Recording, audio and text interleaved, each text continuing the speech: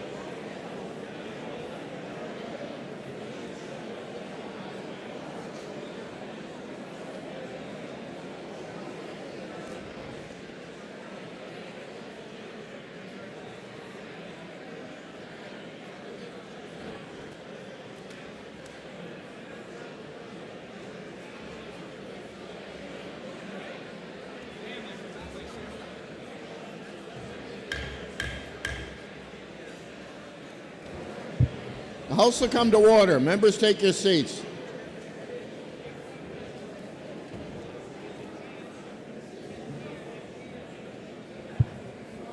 Representative Osborne moves that the House adjourn from the session of June 15, 2023. Are you ready for the question? All those in favor say aye. Aye. Those opposed, nay. The ayes have it. House will attend to a prayer by House Chaplain Reverend Bob Stewart, pastor of St. Paul's United Methodist Church in Manchester.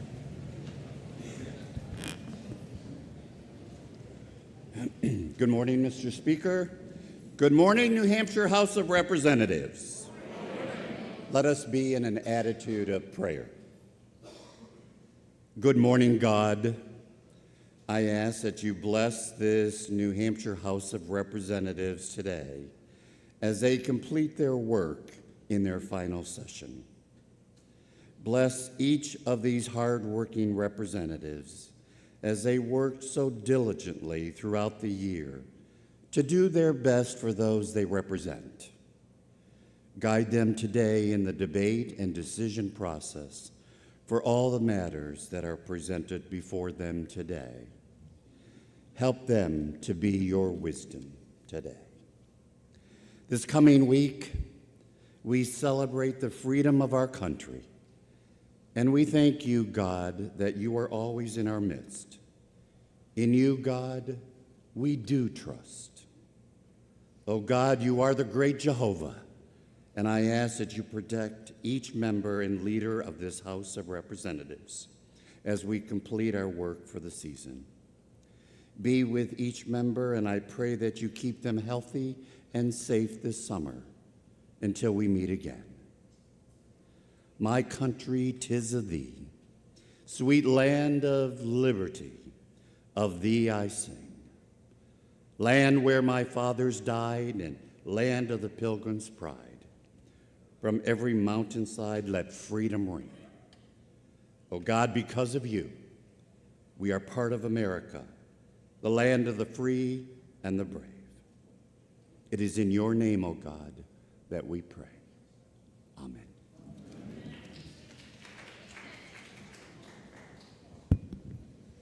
The chair recognizes a member from Nashua, Ms. Linda and Harriet Garthright, who will lead us in the Pledge of Allegiance.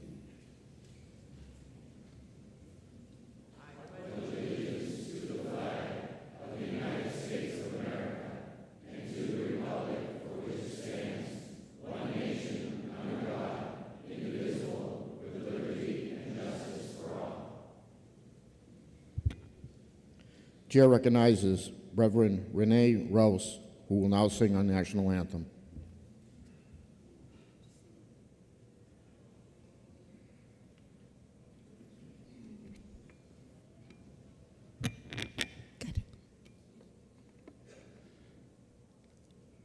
Jose, can you see by the dawn's early light what so proudly we hailed at the twilight's last gleaming, whose broad stripes and bright stars through the perilous fight o'er the ramparts we watched were so gallantly streaming, and the rocket's red glare, the bombs bursting in air, gave proof through the night that our flag was still there. Jose, does that star-spangled banner yet wave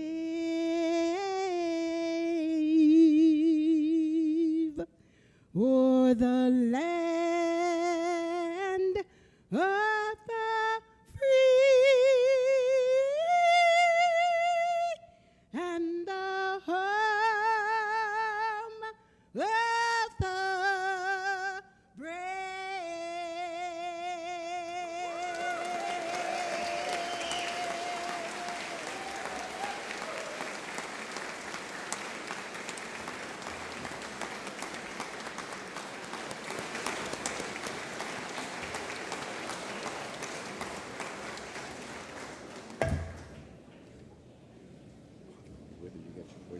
Yes. The House will attend to the request for leaves of absence. Mr. Speaker, the day, illness, Representatives Connor, Edwards, Hamblett, Hatch, Juris, and Seibert. The day, important business, Representatives Dolan, Gallagher, Hicks, Stephen Pearson, Petrie, Richards, and Trottier. The day, illness in the family, Representatives Cordelli, Finney, Prudhomme O'Brien, and Alan Turcott. These leaves of absence shall be granted unless otherwise ordered by the House. Also attend to induction of guests. Mr. Speaker, please welcome Asia Rouse, guest of Representative Harriet Garthright. Eleanor Rombo, guest of Representative Rombo. Carol Cook and Paul Balea, guest of Representative Doug Thomas. Mary, Tommy, and Andrew The House will Nagel. be in order. Mary, Tommy, and Andrew Nagel, wife and sons of Representative Nagel. Hal Rafter and Joellen Courtney, guests of Representative Tulersky. Genevieve Graves, guest of Representative Lewicki. Paul, Tiana, and Linda Murray, Leanne Wang, and Kuda Lin, son, daughter-in-law, grandson, and guests of Representative Kate Murray. Anna Marie and Riley Hussey, Kristen and Katie Goodrich, and Trina Turner, guest of Representative Turner. And Laura Landrum Garber, guest of Representatives Ming, McGee, and Calabro. They're with us in the gallery today. Welcome to the New Hampshire House.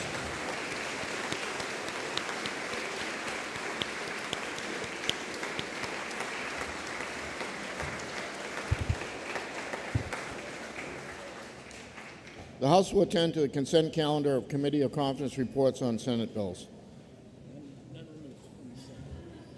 None removed. Are there any other reports to be removed from the consent calendar? President Osborne moves that the consent calendar be adopted. Are you ready for the question? All those in favor say aye. Aye. Those opposed, nay. The ayes have it. The consent calendar is adopted. The House will now attend to the regular calendar of Committee of Conference reports on Senate bills. And recognize the clerk. Mr. Speaker, Senate Bill 61, relative to surface water setbacks for landfills. Representative Aaron moves that we adopt the Committee of Conference report, and these people are speaking against. Representative Aaron moves that we adopt the Committee of Conference report. Chair recognizes Representative Germana.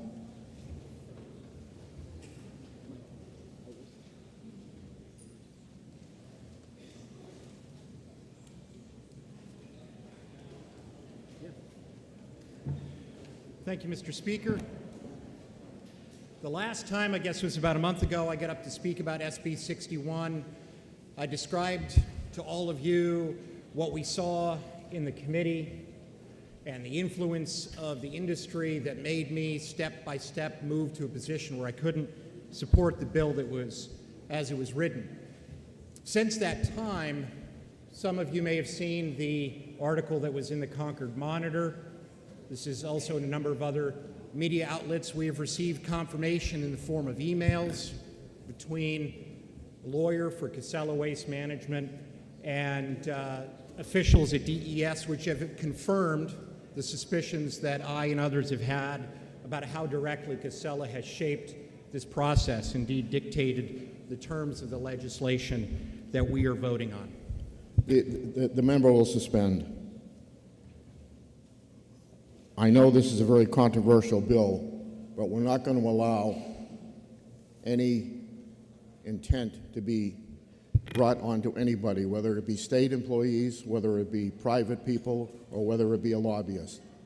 So for all the members that are going to speak on this bill, keep that in mind, that that's not allowed. Okay, thank you, Mr. Speaker. Each of us has a very difficult decision to make today. I don't pretend that this is an easy decision to make for anybody on either side of the aisle. What I want to say today is that whether you vote in favor of the Committee of Conference report or you vote against it, we have to think about what our responsibilities are going forward. If you vote in favor of this amendment, or pardon me, the report and the bill, it has a 2-year abeyance, and that 2-year abeyance is not nothing. I concede that. But it is still our responsibility to exercise all of the oversight that we have been tasked with exercising by the people who sent us here.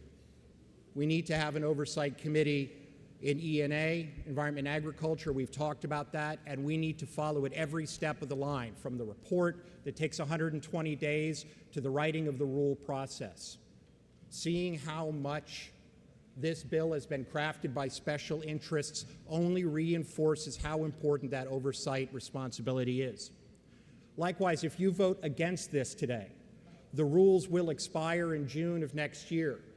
At that point, DES will have to rewrite rules. That is their responsibility, and it is our responsibility to oversee it with or without SB 61.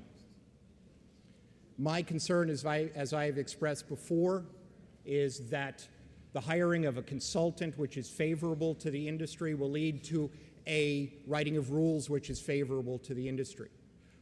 I was not elected by special interests representing any industry. I'm not here to represent the interests of any particular industry. I'm here to represent the interests of the people in my districts and in the people of the state of New Hampshire. So whether 61 passes or it doesn't pass, whatever side you end up voting on, what I implore you to do, what I implore this House to do, is to strenuously, to vigorously exercise our oversight responsibilities every step down the line to make sure that the rules we get are a lot better than the bill we got. Thank you, Mr. Speaker. Chair recognizes Representative Potenza.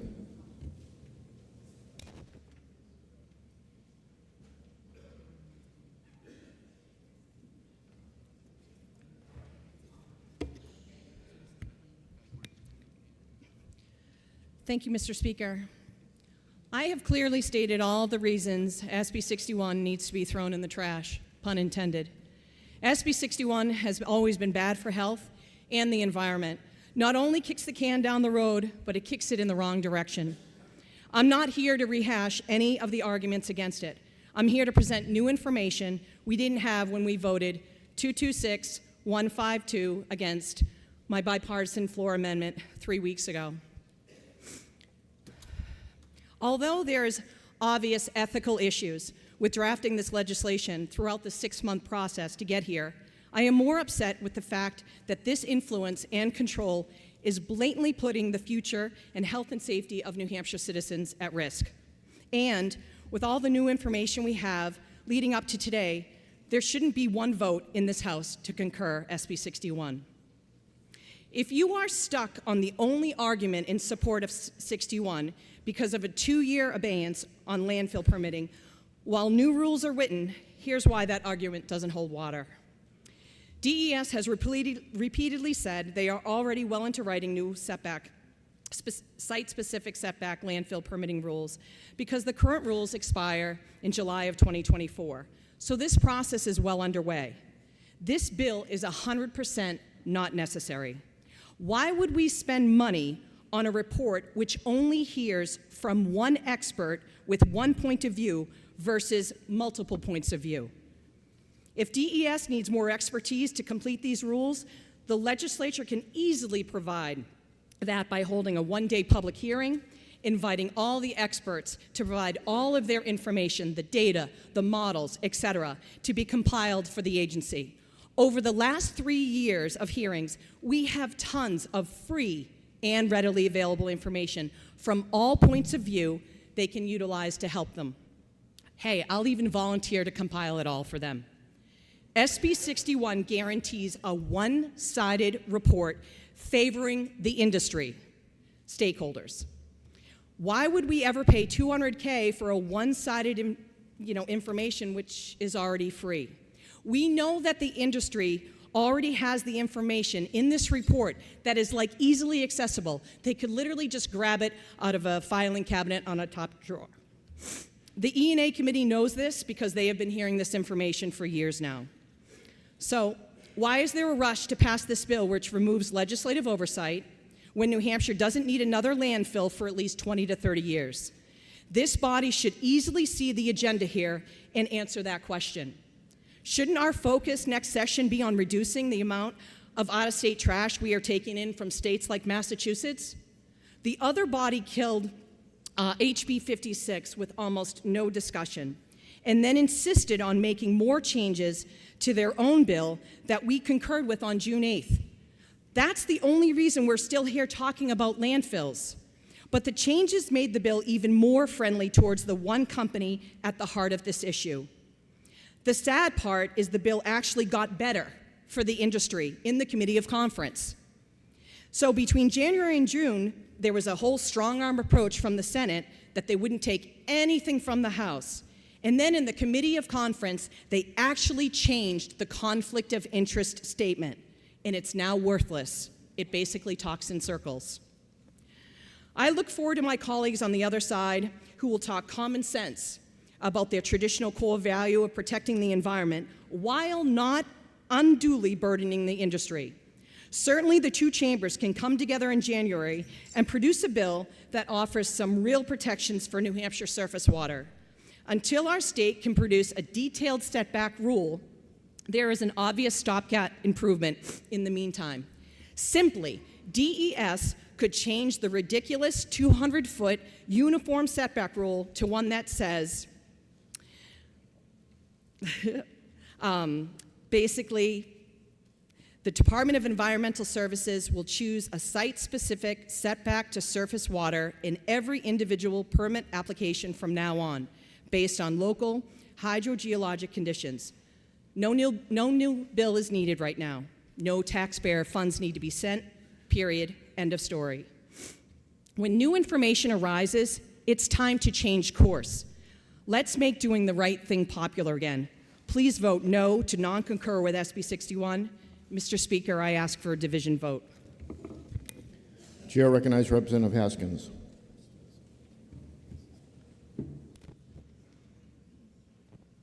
Thank you, Mr. Speaker. Colleagues, I rise again to talk about my reservations with this bill. As indicated by my esteemed colleague, Representative Germana, and my other esteemed colleague, Representative Potenza, there are problems with the process in getting us to where we are today. The process was entirely weighted on one side. Previously, my colleagues had written a good bill, HB 56, but the folks on the other side killed the bill and gave us a study bill. It never made sense to me. Now we know why the bill was so weak, and the process has gone from bad to worse. With the evidence in hand, we now see why the bill does not reflect the wishes of the people who will be most affected by it. The process was neither fair nor transparent. Our committee was told that this bill was not about a particular company or a particular landfill, but respectfully, evidence has proven to the contrary. People who will be directly impacted by this bill do not want the bill, and they certainly do not want the landfill. And they now have no confidence in the process. They are not granted a seat in this hall. We sit here as their representatives. If we do not represent their interest, who will? I now know that a bad bill is really not better than no bill. If this bill fails, DES will have a year and all the help they need to write a better rule that is currently on the books. And there are qualified scientists and professionals with all the knowledge to assist them for far less than $200,000. Meanwhile, we will be watching. Going forward, we must do better than this flawed process. Our natural resources are the reason that so many people want to live in New Hampshire or come visit our state. Only a fool seeks to foul his own nest. If it's true that the measure of a man or a woman is what they do with power, let it be said that in advocating for the rights of those who will bear the burdens of the decisions we make here, they were foremost in our thoughts as we weigh these decisions in accord with our conscience. Thank you, Mr. Speaker. Chair recognizes Representative Wheeler.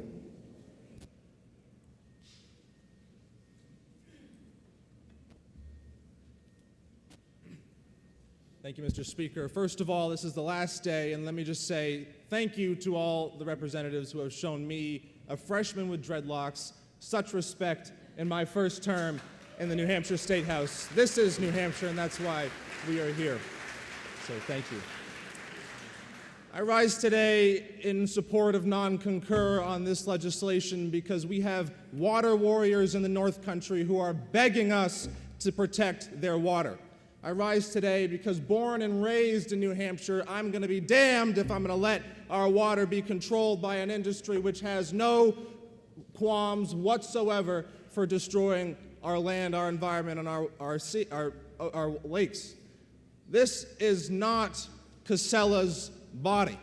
We are the New Hampshire House of Representatives. We are elected by our constituents, and none of us can go to our constituents after passing a bill such as this and say that we protected our environment. There is no rush here. The people in the North Country want us to kill this bill. That's exactly what we should do. Listen to my colleague from Keene, my colleague who sits behind me, and my colleague over there from Manchester. Join us in standing against Casella, against their lobbyists, and killing this bill. Thank you, Mr. Speaker. The representative will refrain from referring to the company. Thank you,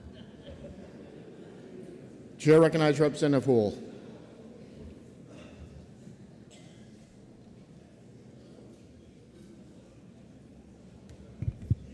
That was quite the speech to follow. Thank you, Mr. Speaker. The bill is amended by the House, and I'm going to read an important section and talk about what the language means. This is in Section 3, paragraph Roman numeral 3A. Criteria for determining a site-specific setback of a landfill footprint from perennial surface water bodies, that would be lakes, rivers, streams, right, to prevent, attenuate, or otherwise remediate the potential release of contaminants to each surface body of water from the landfill footprint. Any rules adopted by the department under this paragraph shall, in addition to other factors the department deems necessary for rules, to provide adequate protection. Adequate protection. Is that good enough in a state where tourism is an important element, where our rivers and streams and the natural beauty of our state is something we all want to protect? Shouldn't that say something like best-in-class protection? Adequate doesn't seem good enough. We were put here by our citizens as the largest legislative body in the U.S., other than Congress, to represent their wishes. I would think that everybody in this room wants to do their best to protect our natural landscape, to be good stewards of the environment. Not necessarily to worship it, but to be good stewards of it so we protect it, so we can pass it on to our children. I would ask that you would oppose the concur motion and make sure the rules that are adopted go through this body in particular in a way that protects our water bodies, our streams, and our lakes. Thank you. Chair recognizes Representative Reverend.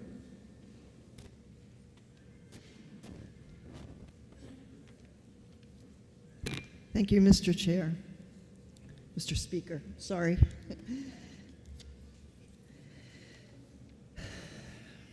SB 61 provides procedures for DES rulemaking on setbacks between new landfills and surface water bodies. The Committee of Conference agreed to use the House version we passed 2 weeks ago with an amendment which corrects typographical errors and clarifies the language for the one-time extension of the rulemaking deadline that was the House version. This bill directs DES to hire one or more consultants to examine current laws and rules and recommend updates to those rules that take into consideration a set of technical factors, including soil, stratigraphy and permeability, volume, gradients, and travel time of groundwater supplying the surface water body, bedrock lithology and structure, hydraulic conductivity, and other factors the department deems necessary.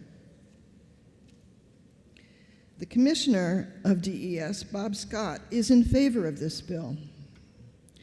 Currently, DES does not have the manpower or expertise to do this work alone. This bill grants DES the help they have requested without incurring the cost of one or more new permanent staff hires.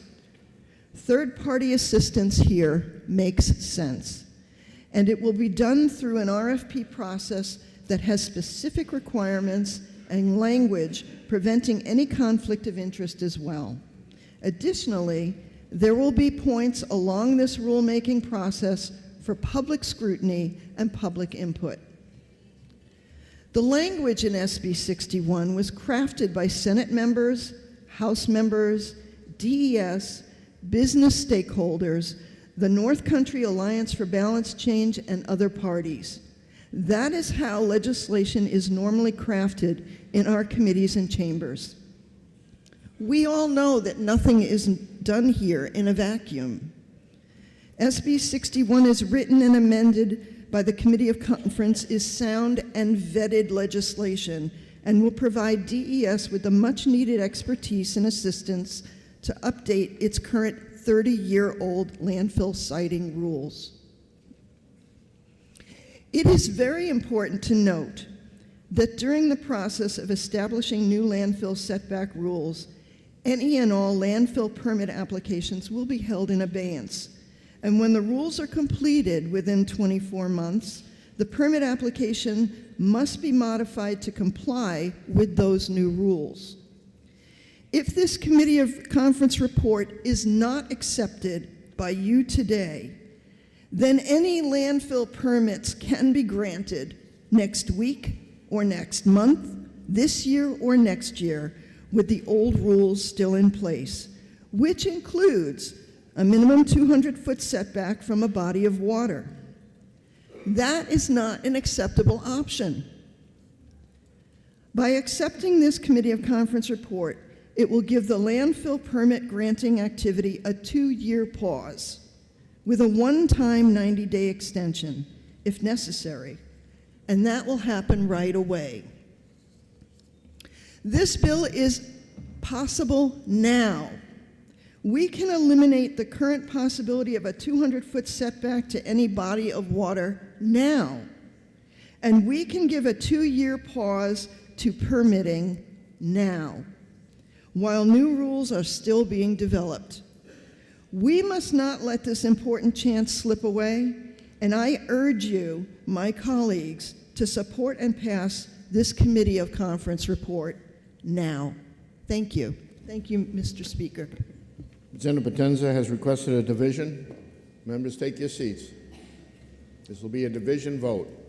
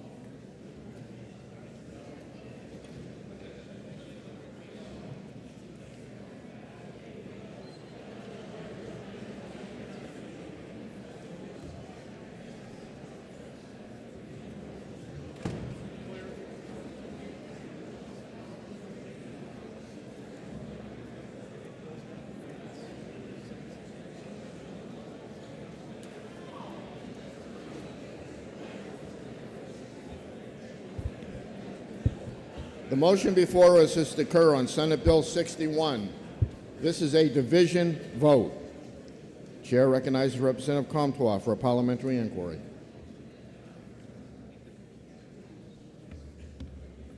Thank you, Mr. Speaker.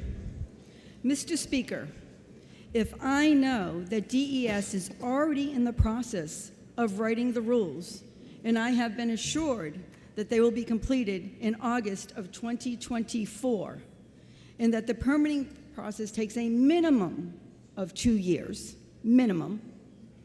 And Mr. Speaker, if I know that this is a feel-good bill, that we in the E&A committee were told that this would be the only bill the executive branch would sign by someone at DES, and that a lobbyist for one of the parties helped with the language. And Mr. Speaker, if I know that any information given to DES by the consultant can be ignored, let me repeat that, can be ignored, why would I then spend $200,000 of taxpayer money? Mr. Speaker, if I know that as a member who lives in the Lakes region, the protection of our lakes is not something that we should take lightly. And finally, Mr. Speaker, we are the legislative branch elected by our constituents. We are beholden to them, not to the executive branch, not to an agency, and certainly not to any lobbying group. Would I now press the red button for non-concur? Thank you, Mr. Speaker. Chair recognizes Representative Megan Murray for a parliamentary inquiry. Thank you, Mr. Speaker.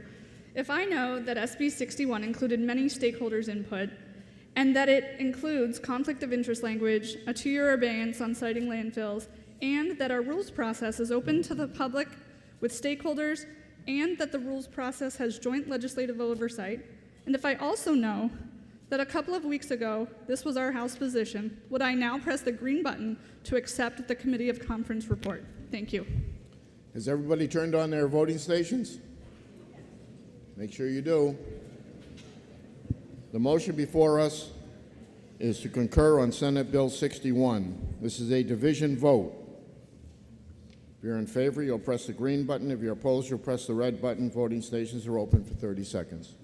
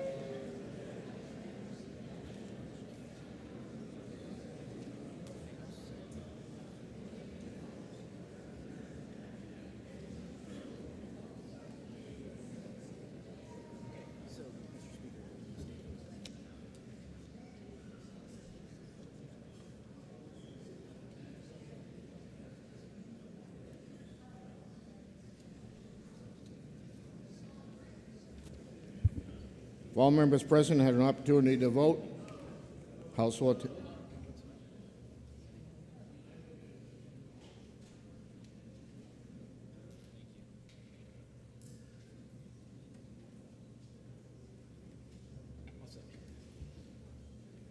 If all members present had an opportunity to vote, House will attend the state of the vote. 134 voting yea, 238 voting nay. The committee of conference report fails.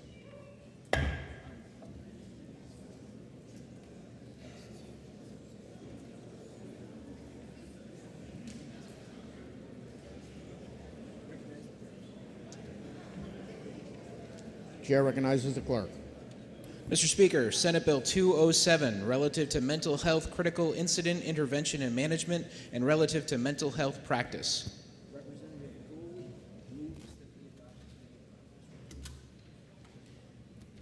Representative Goley moves that we adopt the committee of conference report. Are you ready for the question? All those in favor say aye.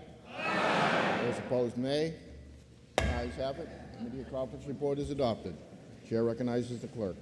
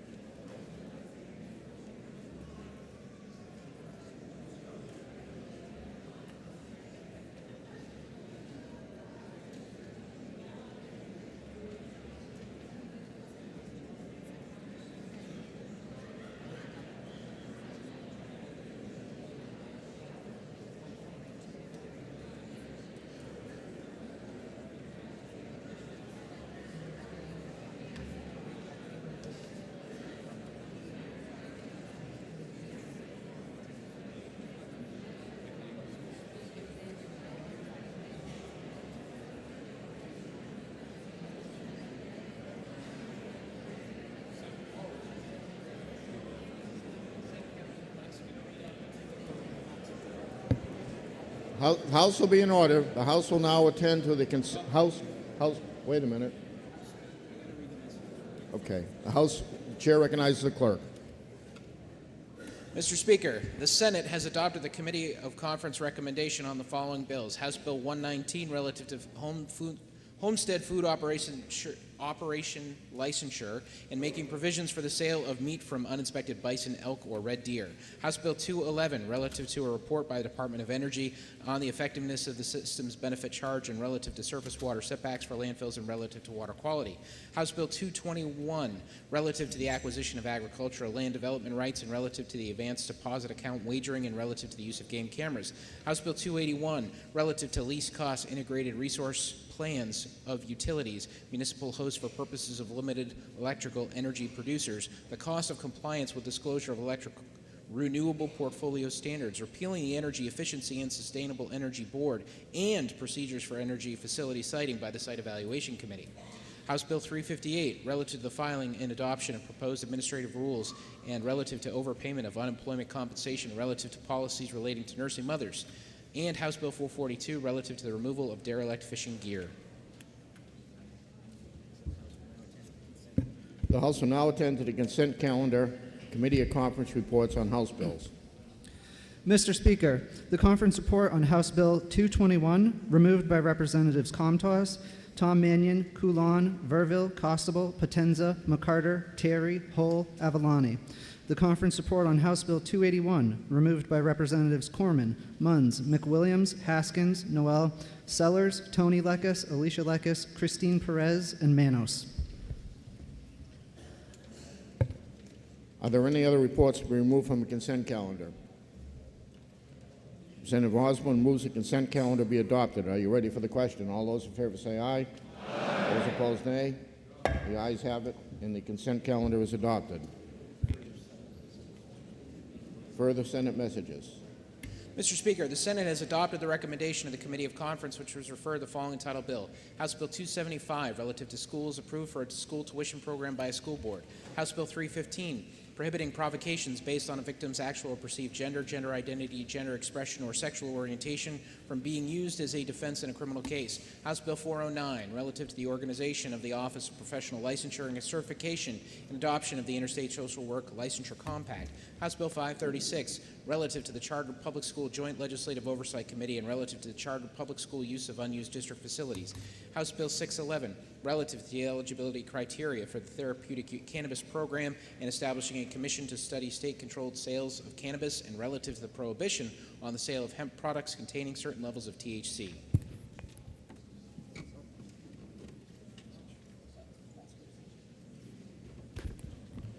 And House Bill 75, relative to the election of Stratford County Commissioners.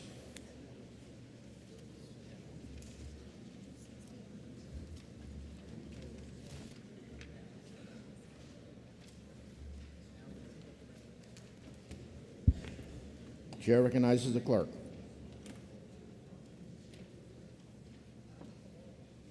Mr. Speaker, House Bill 75, relative to the election of Stratford County Commissioners.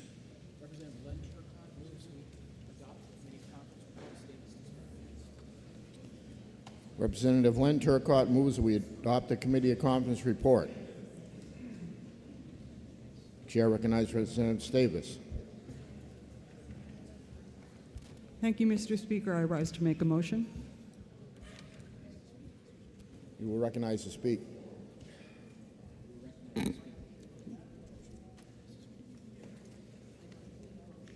I'd like to make a motion, Mr. Speaker. You are recognized to speak to the motion before us, not to make another motion.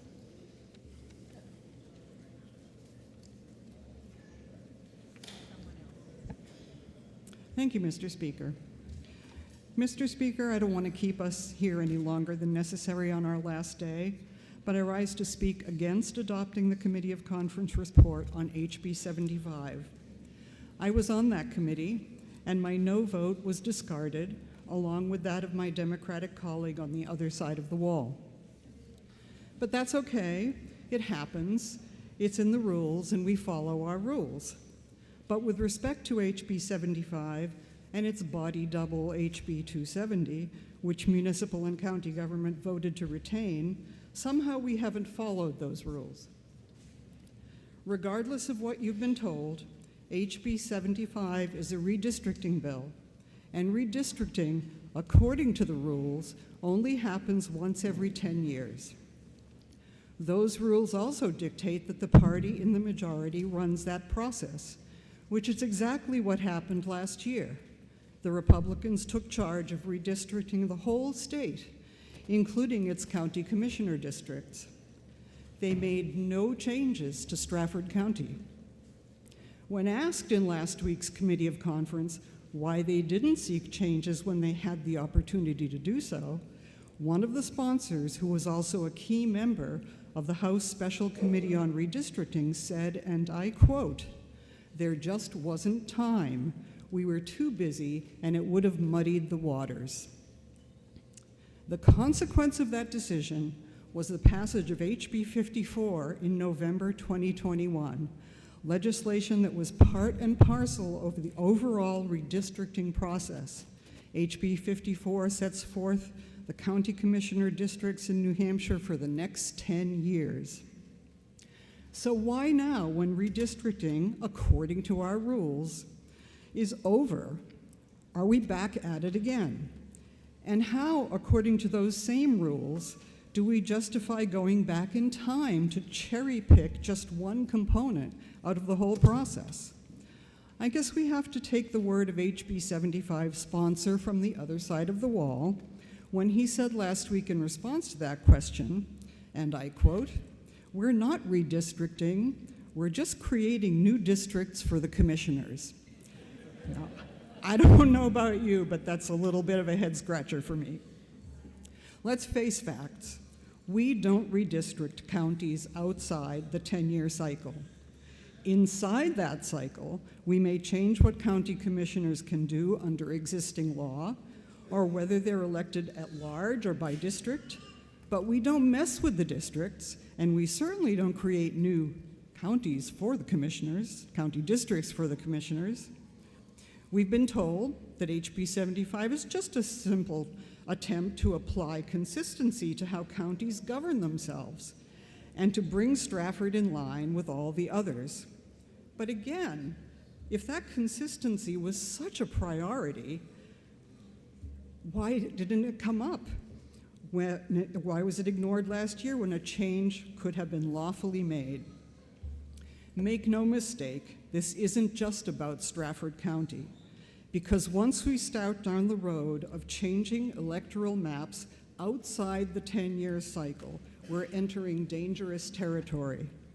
Throw away the rules, and we'll all be looking over our shoulders to see which member of this House or the body on the other side of the wall suddenly sees problems in our community or our county that require the electoral maps to be redrawn.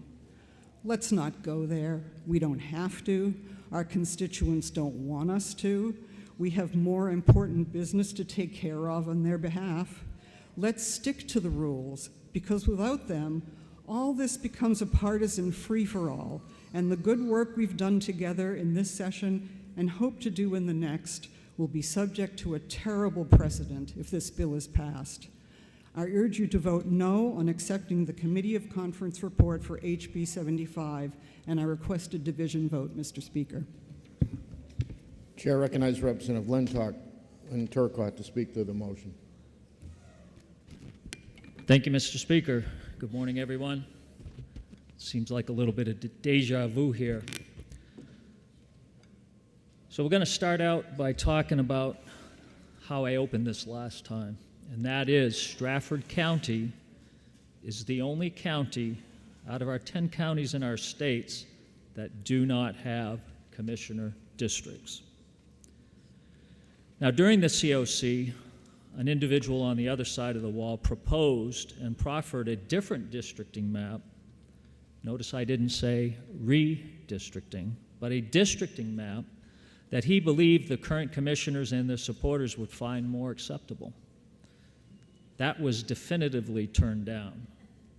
So what have we gotten instead? It's what I call fear grenades, fear-mongering. And you've just heard some of them. We've heard over and over that this is unconstitutional, factually incorrect. Representative Turcott, I guess fear-mongering is not proper application to our colleagues, to our colleague. Fear-mongering is not a proper word for our colleagues. Got it.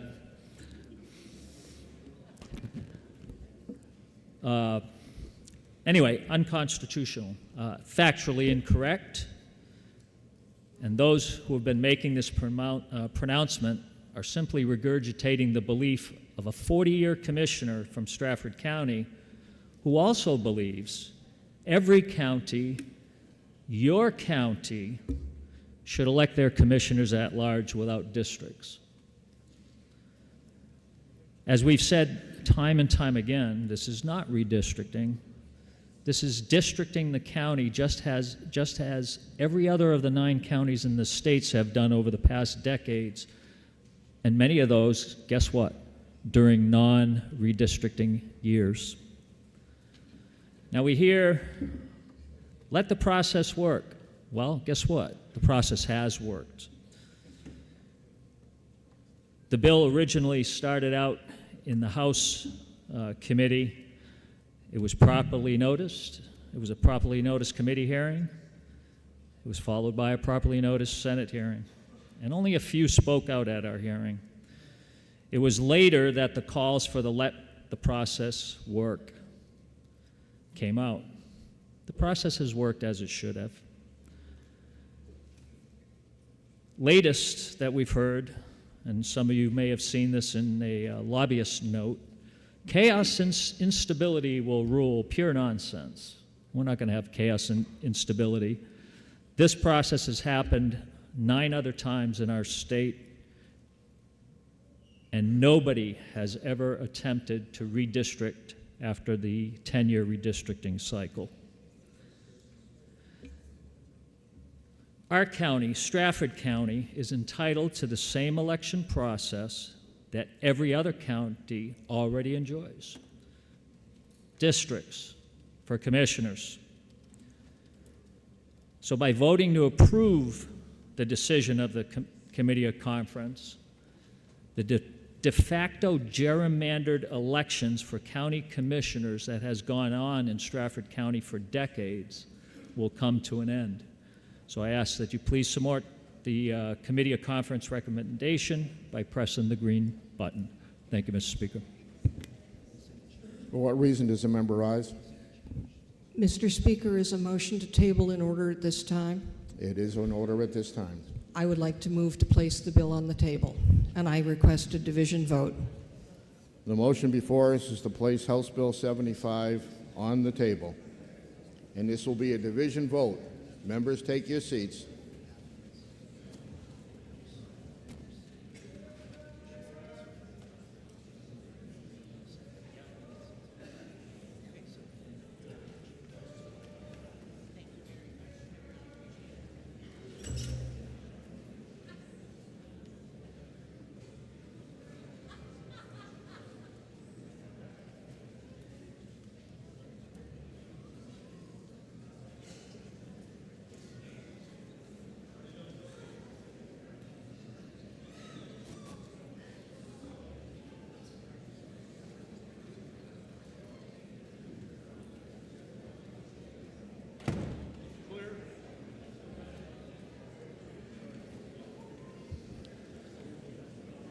The motion before us is to table House Bill 75. This is a division vote. Members should be in their seats. Chair recognizes Senator Stavis for a parliamentary inquiry. Thank you, Mr. Speaker. Mr. Speaker, if I know that redistricting at all levels, including county commissioner districts, takes place once every 10 years and is controlled by the party in power at the time, and if I know that that time was a year ago when the Republican Party held a sizable majority, and if I know that the Republicans who oversaw that redistricting process a year ago recommended no changes to Stratford County, though they now suddenly insist such changes are urgently needed, If I further know that HB 75 sponsors claim that this bill seeks only to bring Stratford County's commissioner elections in line with other New Hampshire counties, though no such effort was made last year when redistricting was taking place. And finally, if I know that this is a partisan effort meant to change the political makeup of the Stratford County Commissioners outside of the mandated cycle and against the rules that govern how such changes can lawfully be made, would I now press the green button to support this tabling motion? Thank you, Mr. Speaker. Chair recognizes Representative Len Turcott for parliamentary inquiry. Thank you, Mr. Speaker. If I know Stratford County is the only county of the 10 in our state that does not have commissioner districts, and that this bill would rectify that disadvantage, and if I know that every other county in New Hampshire has transitioned to districts for their commissioners over the past decades during times other than the 10-year redistricting, when the 10-year redistricting takes place, if I know Stratford County, like every other county in New Hampshire, deserves its commissioners to be elected utilizing districts, and if I know a commissioner of 40 years in Stratford County believes your county should elect your commissioners without districts and at large, would I now press the red button so a vote can be taken on the decision of the Committee of Conference? Thank you, Mr. Speaker. Motion before us is to table House Bill 75. This is a division vote. If you're in favor, you'll press the green button. If you're opposed, you'll press the red button. Voting stations are open for 30 seconds.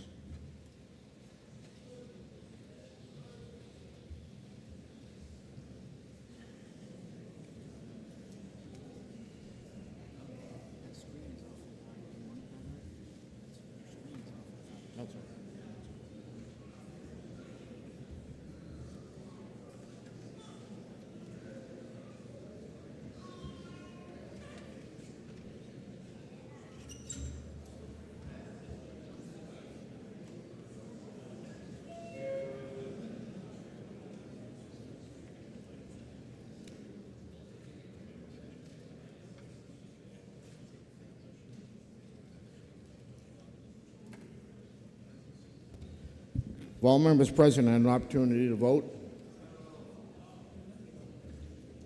So unlock Rouse, please.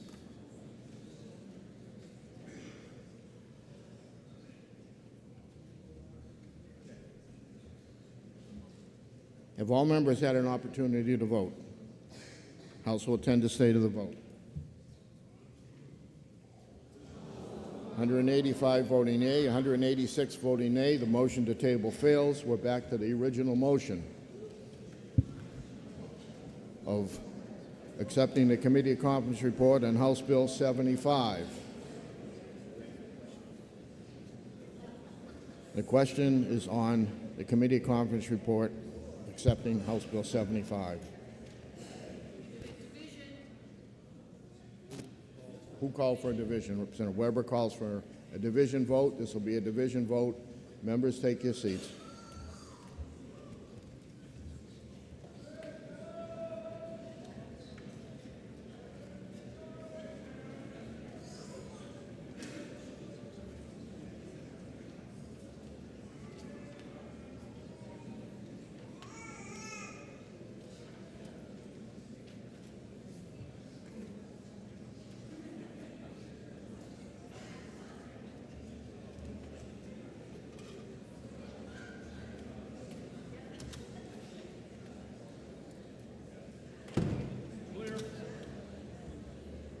The motion before us is to concur on House Bill 75. This is a division vote.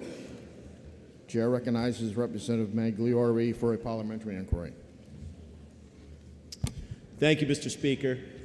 Mr. Speaker, if I know that county-wide services currently provided by the Stratford County Commissioners are available to all residents of Stratford County, and those budgeted services are approved annually by the delegation, many times unanimously, and if I know that 2 previous bills to create districts in Stratford County went ITL in this body, and if I know that we have heard numerous times that there was a conscious decision not to address this issue of districts for Stratford County Commissioners when the House was redrawing the lines for county commissioners during the decennial, and if I know that redrawing lines outside of the 10-year window is thought to be unconstitutional, and if, Mr. Speaker, if I know that this bill would create a precedent whereby every county would be susceptible to redistricting for county commissioners and executive counselors by the party in the majority in any year, then, Mr. Speaker, would I press the red button to oppose the committee report? Thank you. Chair recognizes Representative Lynn Turcott for parliamentary inquiry. Thank you, Mr. Speaker. Once again, if I know that Stratford County is the only county out of the 10 in our state that does not have a commissioner district, and this bill would rectify that disadvantage, if I know that during the redistricting process 2 years ago, that the decision was distinctly made not to include this in the redistricting process because it would simply muddy the waters, and by seeing what has gone on this bill now, I think everybody could agree that, in fact, would have happened. If I know Stratford County, like every other county, deserves to have their commissioners elected by districts, would I now press the green button to support the unanimous decision of the two legislative bodies of the Committee of Conference? Thank you, Mr. Speaker. The motion before us is to concur on House Bill 75. This is a division vote. If you're in favor, you'll press the green button. If you're opposed, you'll press the red button. Voting stations are open for 30 seconds.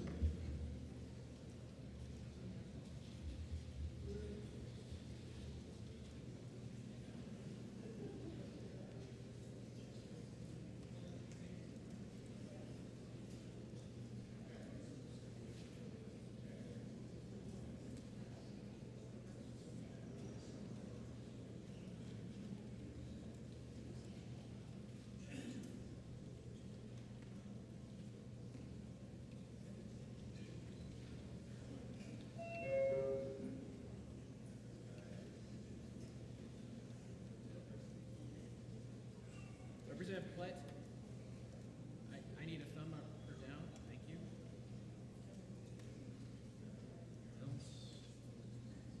Representative Partial.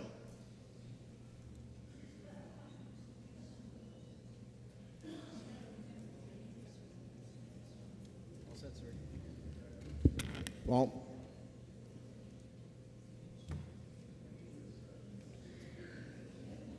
Oh, I told you I'm a walker.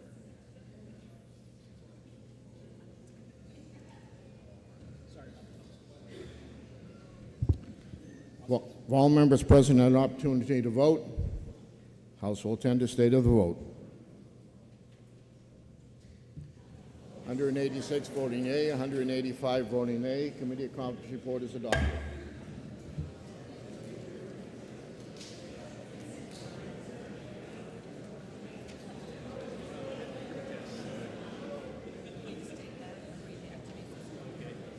Chair recognizes the clerk. Mr. Speaker, What- I would like, sorry, For what reason does a member rise? I rise for the purpose of just giving a written protest about this bill to the. That's fine. It is. It's only 2 sentences.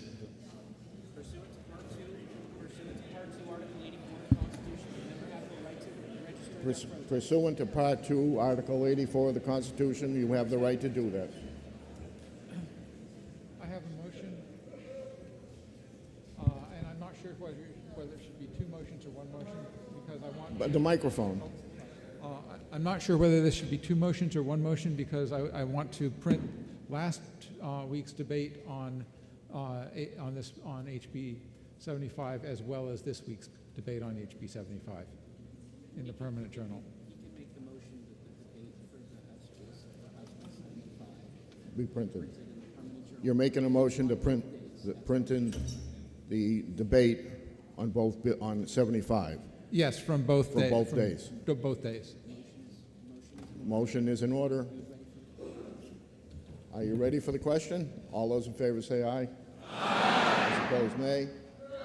The ayes have it. Will be printed. Chair recognizes the clerk. Mr. Speaker, House Bill 275, relative to schools approved for a school tuition program by a school board.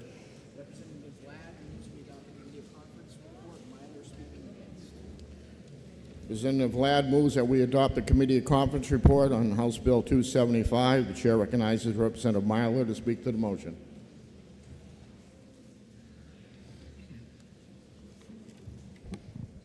Thank you, Mr. Speaker. Colleagues, I rise today to encourage you to reject the Committee of Conference on HB 275. Every New Hampshire student should have available to them a public school funded through city, state, and town taxes and not by individual family bank accounts. 275 focuses on middle schools and high schools. It authorizes local school boards to establish tuition contracts with another public school or any private school that the board approves. The school board would establish a tuition-based cost. Let's say $14,000. But if the alternative school tuition is more, let's say $19,000, a family choosing the alternative school would have to pay the difference. In this example, it would be $5,000. This is a wrong approach to providing a free public education and violates the historic tradition of a free public education established by Horace Mann in 1839. Public schools have always provided equity in educational opportunities for students. Recently, the governor signed into law SB 77, which requires that school boards approve a list of private schools with tuition agreements. So with HB 275 and SB 77, every school district would have to establish tuition agreements with private schools or other public schools and a minimum tuition paid by the taxpayer. With HB 275, a family choosing a school with a higher tuition would pay the difference with local tuition monies coming from the public schools. This is a bad idea.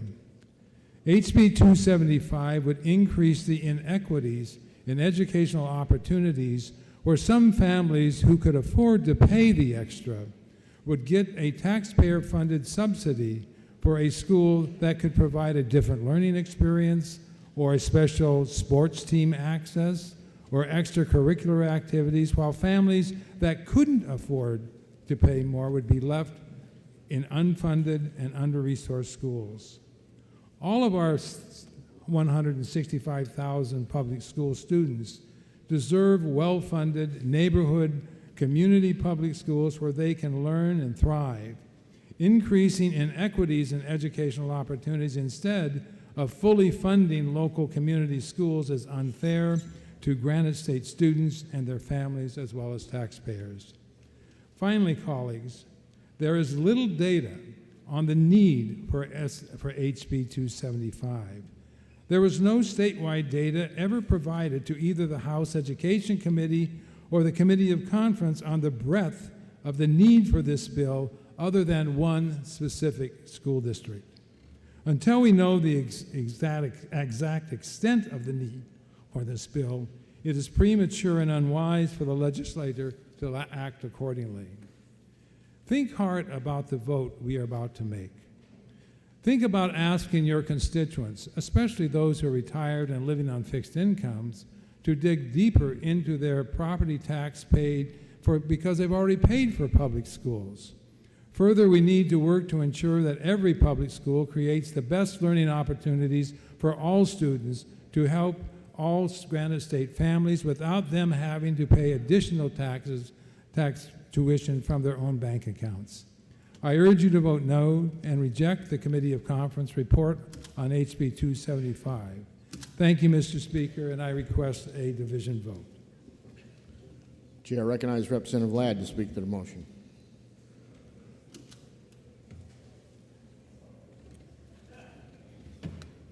Thank you, Mr. Speaker. think we need to get our facts squared away here.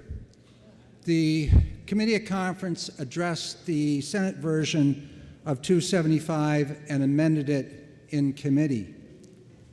The amendment looked at the tuition school program as it's established now, and all schools which are approved under this school approval program for tuition schools, sending districts to the receiving district, must be approved by the local school board.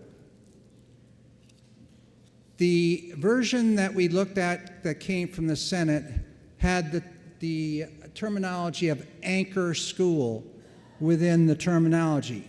We know that there's many K through 8s, K through 4s, K through 6s in this state that don't have the grades beyond the level which they have within the resident school. So they tuition out. They tuition to other school districts. There are agreements, contractual agreements, that are approved by the sending board and the receiving board for those students which are moving out to one of these receiving schools. So the local board makes the decision. You may have 4 or 5 different districts which you can tuition your kids to. And there's many reasons why we have multiple districts oftentimes approved in the school tuition program. It's simply, in fact, based upon, these are small districts, many of them, and parents work in towns which are in different directions. The receiving schools also have different types of program offerings. Some of these receiving schools may have a career technical education built within that school. They may have a wonderful theater program. They might have a wonderful athletic program. And all our children are different and unique and look to the sources or the services in these receiving schools which best fit their needs. Now, a parent can't just walk up to the school board and say, I want my child going to Holderness or Kimball Union or some other private school. The school that we send kids to under this program must be approved by the local school board. So we took the word anchor school out of it. We looked in legislation. There's no such term. Yes, there are a few districts that use this terminology in their policies. But we took it out and we put in wording that there must be at least one option in these contracts which are signed that is sending kids to public schools or a public academy. To be a public school, you must be approved by the state board. You must be also a school that provides all those academic standards which are required by law.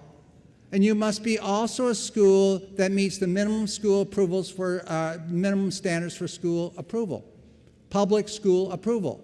So we're talking about one of those 4 options or 5 options that district must be one of these schools, so that every child in the sending district has the option to attend a school which meets their services and their needs.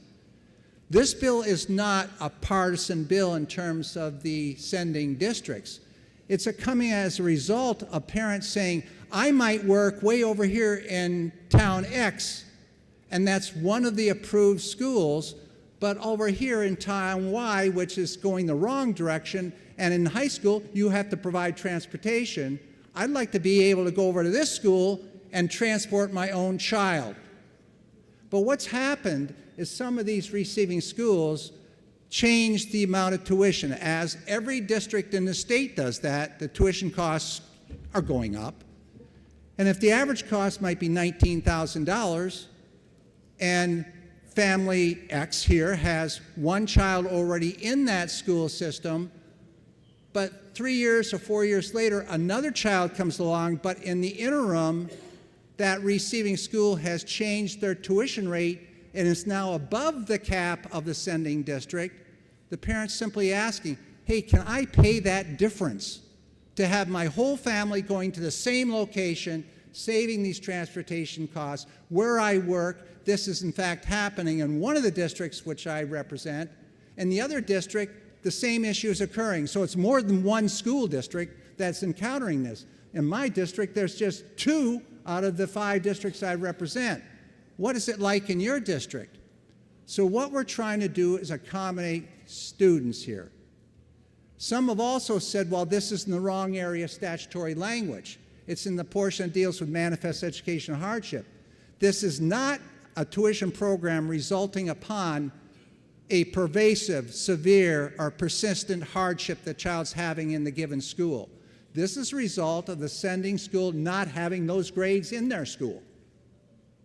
So there's real reason and causation for us to move forward with this area of statutory language, and it is truly in the best interests of family and students and our workforce. Thank you very much. Will the member yield to questions? No. Member does not yield. Representative Myler has requested division. This will be a division vote. Members, take your seats.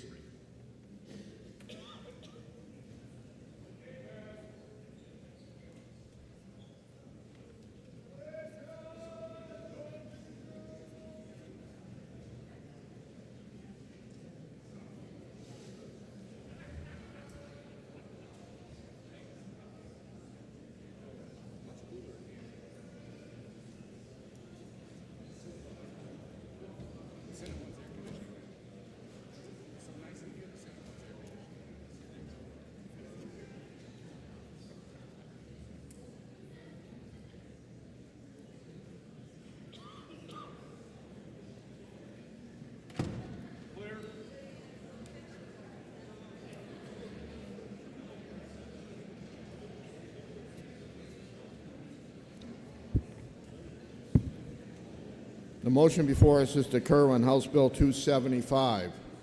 This will be a division vote. Chair recognizes Representative Luno for a parliamentary inquiry. Thank you, Mr. Speaker.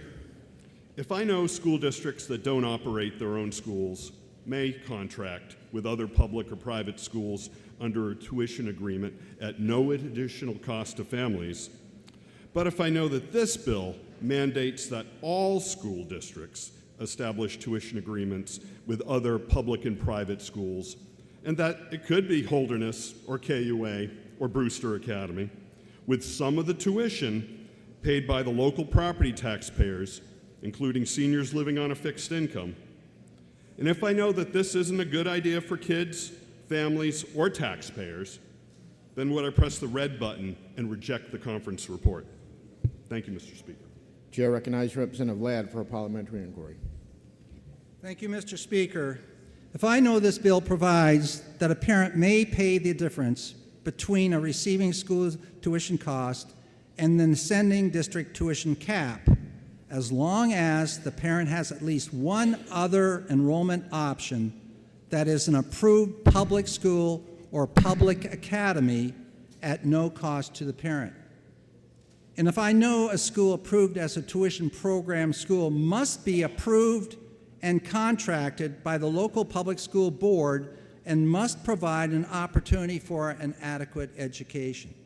And if I further know this common sense bill enables local boards to better accommodate unique family scheduling needs and will provide student learning equity, would I then support effective family-oriented student tuition program opportunities by pressing the green button? Thank you. The motion before us is to concur on House Bill 275. This is a division vote. If you're in favor, you'll press the green button. If you're opposed, you'll press the red button. Voting stations are open for 30 seconds.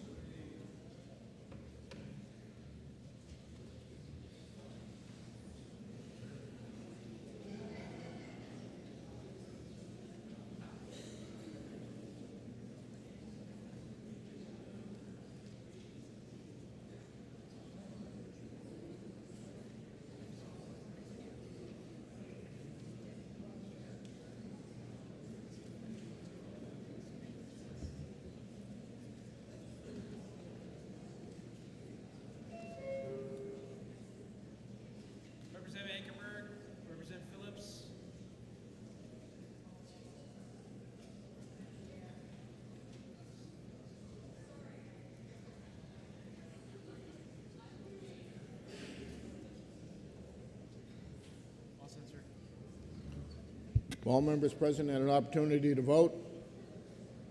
House will attend the state of the vote. 187 voting yea, 185 voting nay. Committee of Conference report is adopted. Chair recognizes the clerk. Mr. Speaker, House Bill 315, prohibiting provocations based on a victim's actual or perceived gender, gender identity, gender expression, or sexual orientation from being used as a defense in a criminal case.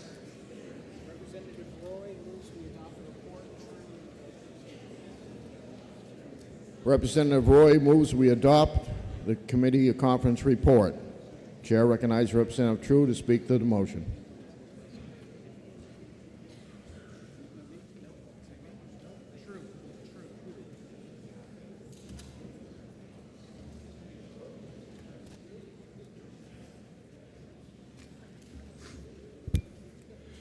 Thank you, Mr. Speaker.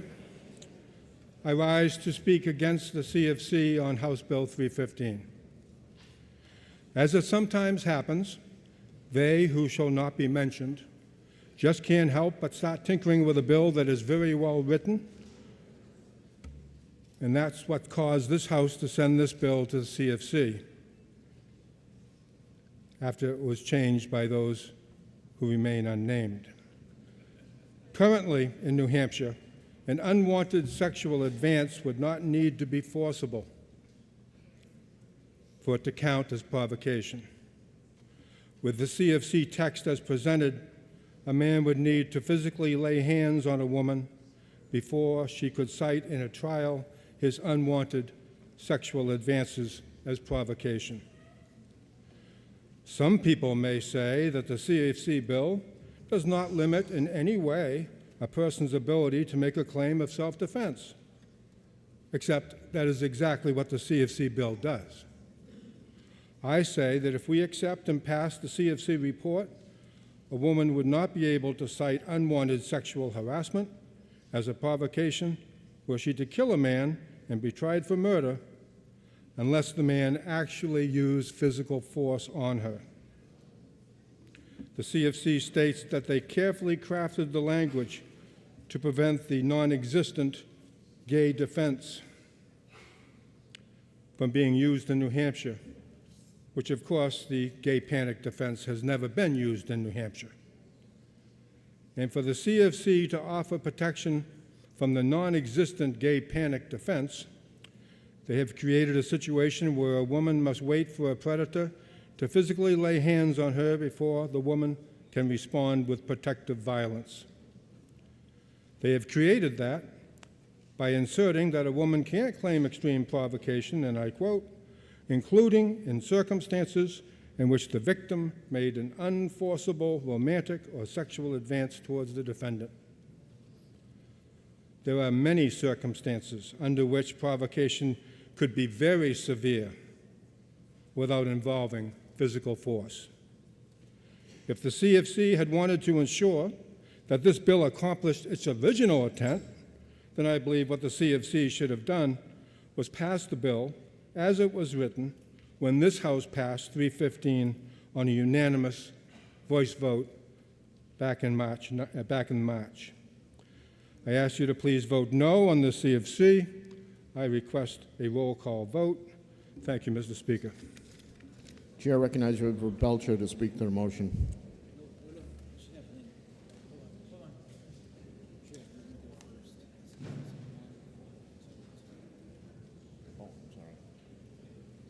The chair recognizes Representative Lynn.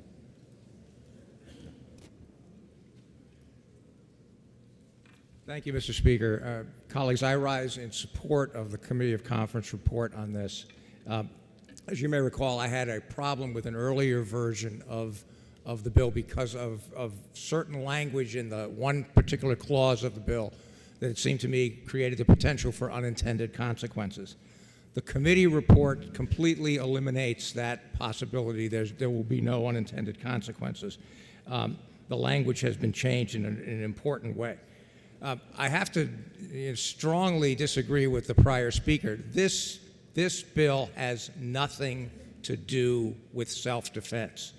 Provocation is something that is a mitigator This bill applies to one circumstance. Somebody is charged with murder, and they assert not self-defense as a defense, but they assert what's known as provocation, not to say that I'm not guilty, but that I'm guilty of a lesser offense. So that instead of murder, which carries a potential sentence of life imprisonment, I'm guilty of manslaughter, which would make the maximum sentence only 30 years. Still a very serious offense, but less than murder. That's the only circumstance that this bill applies to. It has nothing whatsoever to do with self-defense.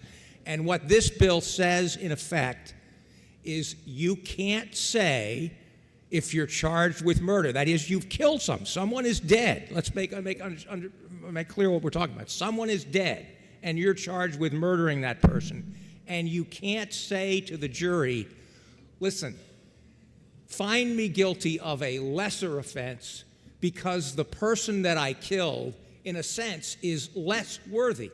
That's the claim. The person I killed is less worthy because he or she is gay or transgender or something like that. Can you imagine that? That it should be all right in New Hampshire to say it was okay, I'm guilty for a lesser offense because the person I killed, because of the gender identity of someone I killed? That seems to me it's outrageous. This bill makes perfect sense. I urge the body to adopt the Committee of Conference report. Thank you, Mr. Speaker. Chair recognizes Representative Belcher.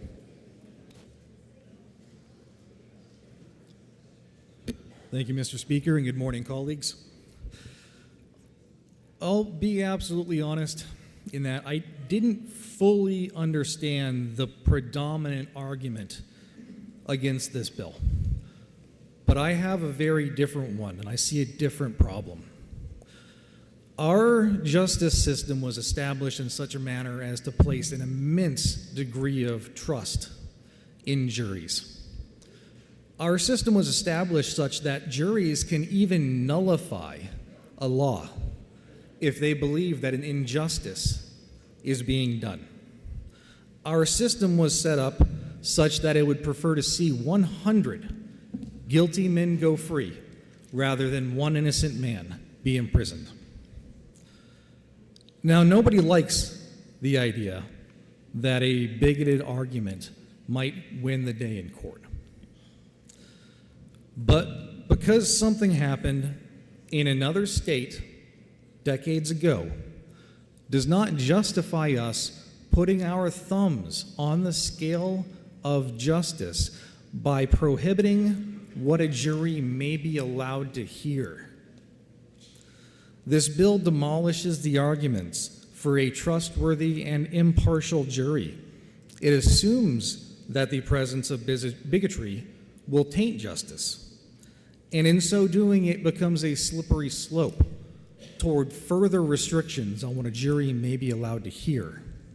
I ask you to trust New Hampshire citizens to render impartial justice and vote no on this. Thank you. Chair recognizes Representative Roy. Speak to the motion.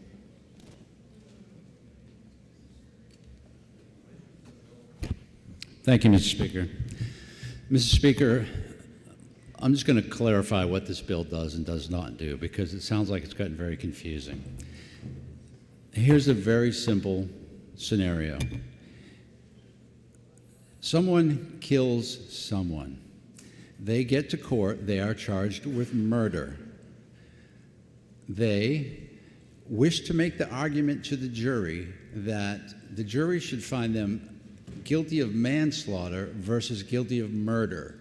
And the theory they wish to present to the jury is, jury, find me guilty of manslaughter instead of murder because the person I killed is gay and therefore it should be okay.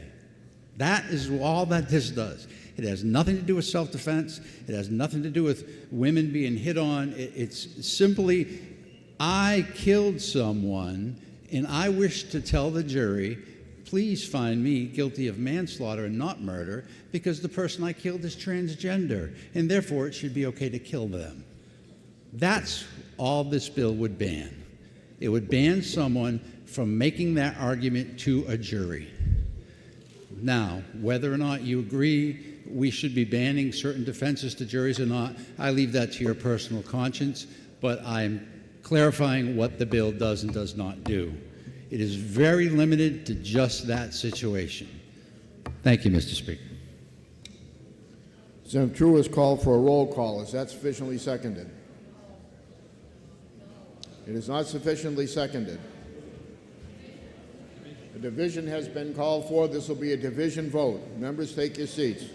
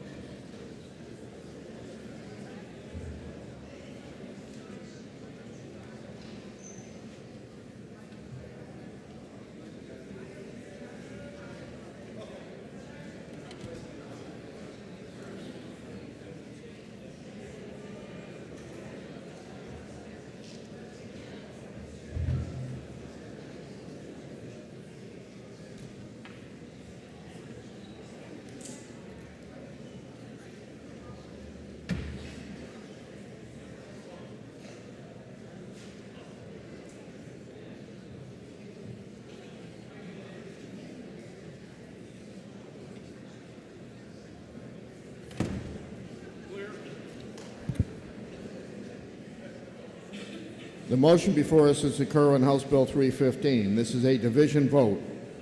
Chair recognizes Representative Filio for a parliamentary inquiry. House will be in order. Thank you, Mr. Speaker. Mr. Speaker, if I know that the Committee of Conference recommendation only applies to RSA 632, which is the manslaughter section dealing with provocation, and does not deal with RSA 6274, which is the self-defense statute, and therefore leaves the right to self-defense in place regardless of the arguments today.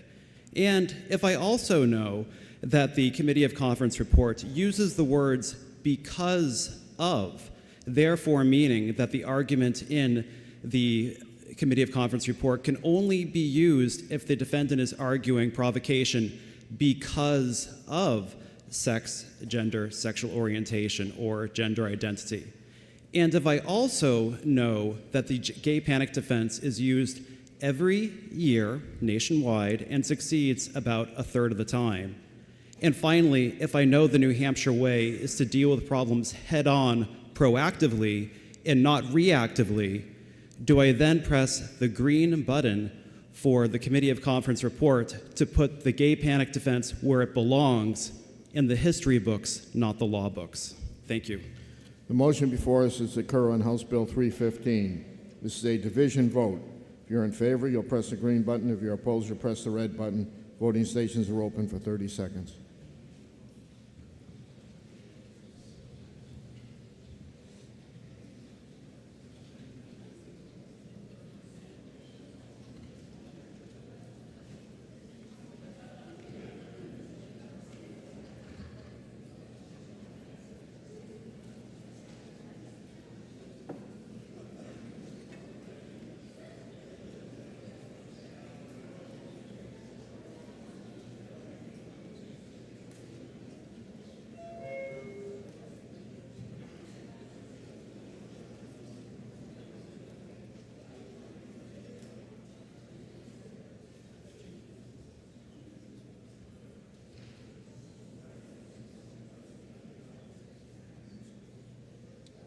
Representative Platt.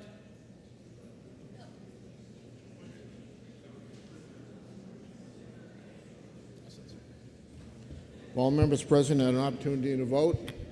House will attend the state of the vote. 271 voting yea, 98 voting nay. Committee of Conference report is adopted. Chair recognizes the clerk. Mr. Speaker, House Bill 409, relative to the organization of the Office of Professional Licensure and Certification and adoption of the Interstate Social Work Licensure Compact. Representative Carol McGuire moves that we adopt the Committee of Conference report. Are you ready for the question? All those in favor say aye. Aye. Those opposed, nay. The ayes have it. Committee conference report is adopted. Chair recognizes the clerk. Mr. Speaker, House Bill 536, relative to the Charter Public School Joint Legislative Oversight Committee and relative to charter public school use of unused district facilities.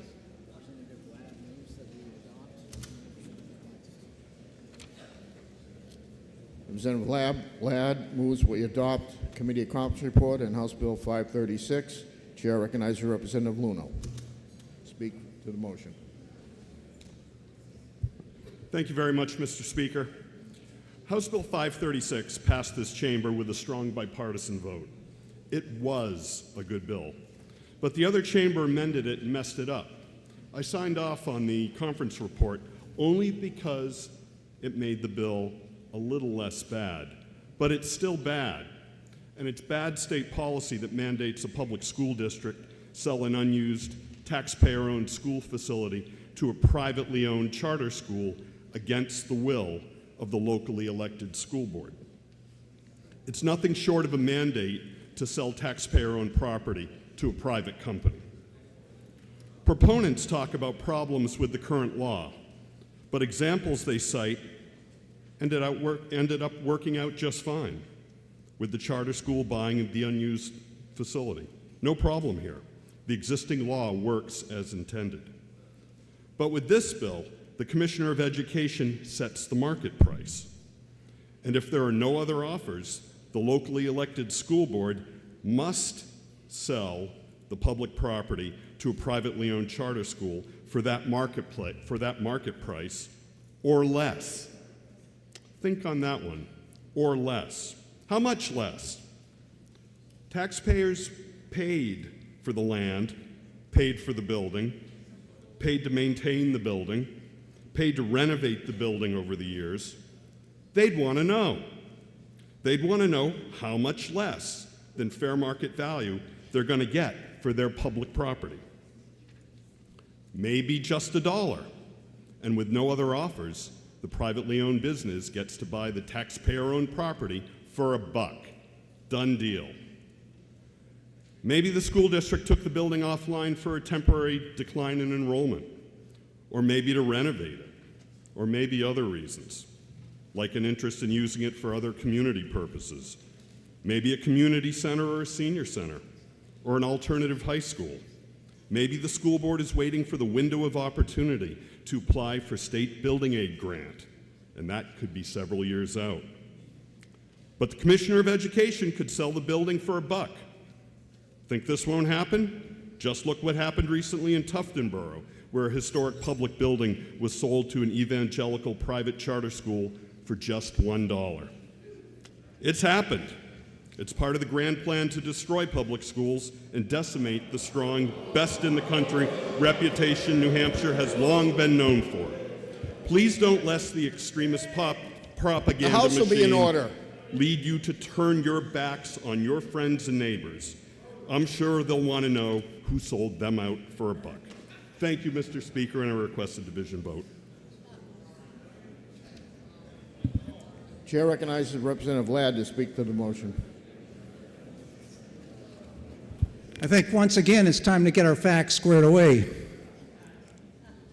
In looking at the amending language which is in this bill right now, it says, if no agreement is reached, the Commissioner of the Department of Education shall engage an independent mediator. So that the Commissioner's not making this decision. It's made by a mediator. And what we have here, let's start right from the very beginning. When we're talking about these vacant schools all over this country, because our demographics are certainly dropping like a lead balloon here, from 220,000, 210,000 kids when I first got in this joint, and now down to 161,000 kids statewide. We have empty buildings out there. And those buildings have been maintained by public dollars all along the way. In fact, some were built that way. And when we have a vacant school, and as an administrator, you sit there looking at this vacant structure falling apart, because what are you doing? You're deferring maintenance. That's going to go to the schools to have the kids in. And so the building, the value of that building keeps dropping and dropping and dropping. So we have legislation in place right now where these vacant schools can be put on the market with the option of first that's going to offer a purchase price or lease would be a charter public school. Wow, what an innovative idea. To have public school kids going back to a public school that's been closed, because public school kids are in charter schools. Let's not forget that. So what this bill does, it puts a timeline in which the negotiation process goes on. Fine, everybody agrees to that. In fact, everybody on the committee at conference agreed to this report. Now I hear we don't agree. I don't get it. It's a little less better, or whatever was said. I feel that at this point in time, once the mediator offers a free market price, he's not telling it that we took out where it has to be accepted or rejected, just offers a free market price for leasing or purchasing that facility. So the bottom line on this bill is that we want to use these buildings for public school kids, regardless of where you live. There are students in this state that are taking advantage of the options and the programming that are available due to a number of reasons. I won't go through all the variables and all the issues of why children choose charter schools. But just please remember, they are public schools, and we should be using them. A vacant school falls apart. I can understand a school district that's going to use the building in case they know they have another facility that's falling apart, and they're going to have to move the kids in there while we fix the roof or whatever for a year. That's legit. But when it sits there idle for so long, we got to do something about it. And this is a wonderful solution, and this committee at conference report is right on. I ask that you support the report. Thank you very much. Does the member yield to questions? No. Member does not yield. The motion before us is the committee conference report on 536. Representative Luna has requested a division vote. Members, take your seats.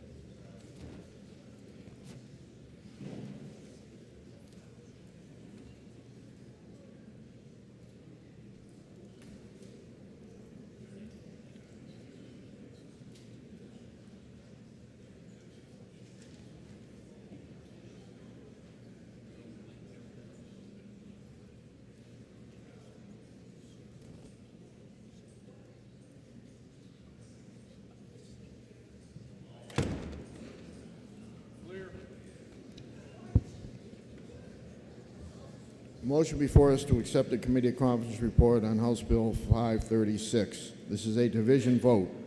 Chair recognizes Representative Tanner for a parliamentary inquiry. Thank you, Mr. Speaker. If I know the original bill on legislative oversight that passed in this House on consent was changed by adding an unrelated amendment that mandates that a public school district sell school facilities against the will of the locally elected school board. And if I know that this amendment further puts our Department of Education in the position of dealing with real estate and appointing someone to set a fair market value for these local real estate sales and transactions, would I now vote red to stop this overreach by the state and the Department of Education in decisions that should be made by the local taxpayers and their elected school boards? Please press red. Thank you. Chair recognizes Representative Ladd for a parliamentary inquiry.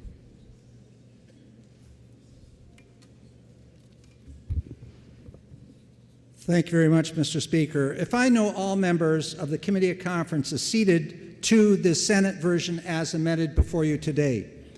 And if I know decisions are made by public bodies, the school boards, and if I believe that charter public schools are public schools that offer another challenging public education experience for New Hampshire's students and families, would I then support the bipartisan Committee of Conference report by pressing the green button? Thank you.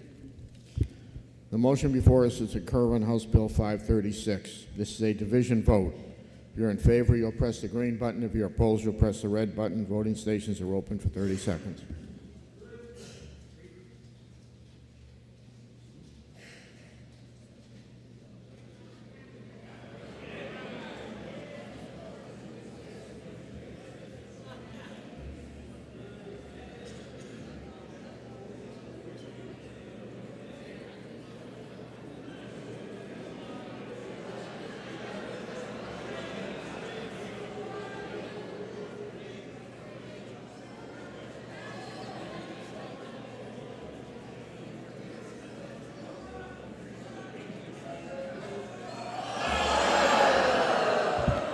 The House will be in order.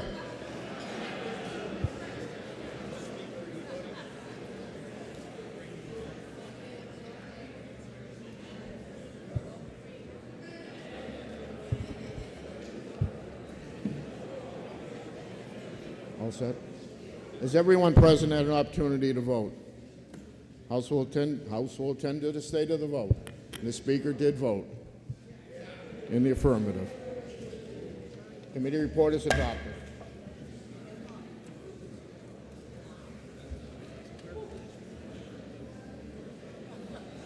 Chair recognizes the clerk. Mr. Speaker, House Bill 611, relative to eligibility criteria for the therapeutic cannabis program and establishing a commission to study state-controlled sales of cannabis and relative to the prohibition on the sale of hemp products containing certain levels of THC. Representative Leon moves we adopt the Committee of Conference report on 611. Are you ready for the question? All those in favor say aye. Aye. Those opposed, nay. The ayes have it. The Committee of Conference report is adopted. We'll now move on to bills removed from the consent. Chair recognizes the clerk. Mr. Speaker, House Bill 221, relative to the acquisition of agricultural land development rights and relative to advanced deposit account wagering and relative to the use of game cameras.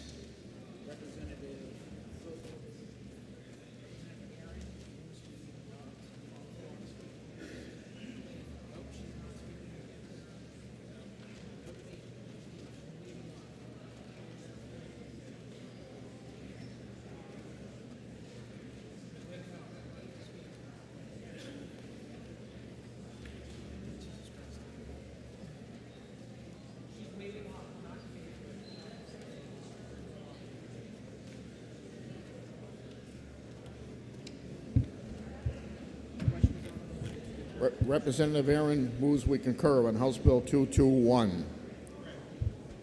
Are you ready for the question? All those in favor say aye. Aye. Those opposed, nay. The ayes have it. The Committee of Conference report is adopted.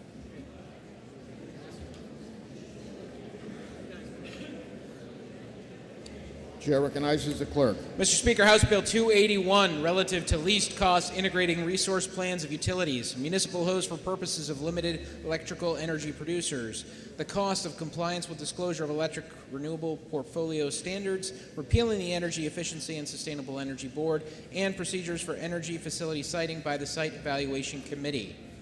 Representative Rose moves we adopt the Committee of Conference report. Harrington will speak first. Representative Vos moves we adopt the Committee of Conference report on 281. Chair recognizes Representative Harrington to speak to the motion.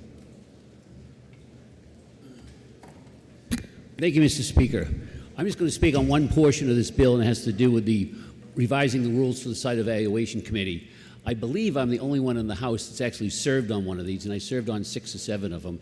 And the process we have is not very good. It's very slow, very cumbersome, and needs to be fixed. I was at a FERC meeting in Maine last week and talked to people in industry about building projects in New England and in New Hampshire as well. And the basic sentiment is we don't want much built anywhere. And one of the reasons is our siting process is so difficult. The latest power one that was under this was the Anthem wind plant, which took 2 applications and 6 years to get permitted. And that's basically averages an output of about 9 megawatts. So for 9 megawatts, it took 6 years. That sends a message, don't come to New Hampshire. So we need to fix this. This is anybody who's in favor of any type of new transmission, new generation that includes renewables. If you're in favor of the offshore wind projects, they all are going to need transmission. If you sign the letter on the 2 states transmission project that's recently been sent around, that would have to go to the site evaluation committee, as well as any other transmission project. We're not saying that it should be a rubber stamp, but the thing needs to be made better. It needs to be more efficient. There's a lot of discussion about this and things it does and doesn't do. It doesn't take the public's ability to get involved away. There's still a provision in there for the Attorney General to appoint a public counsel which would represent everybody. Anybody that wanted to send in letters could do that. Also, if you're in the community where the project is being built, you can get together with your neighbors or by yourself and be recognized as an intervener and get full intervener status in these hearings, so you can actually go in and not only testify but cross-examine other witnesses. So this is not a perfect bill. It doesn't completely make the process fantastic, but it's a needed step in the right direction. If you want to see new generation, especially most of that's going to be renewable, so if you're in favor of renewable generation and the transmission needed to get it to the people, please vote yes on this bill. Chair recognizes Representative Parshall to speak to the motion.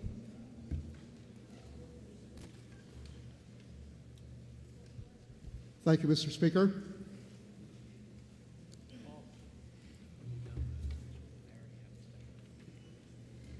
While I am loath to delve into the 5 portions of this Franken bill, as legislators, we deserve to know what is bundled in this legislation, so I will do my best to be brief.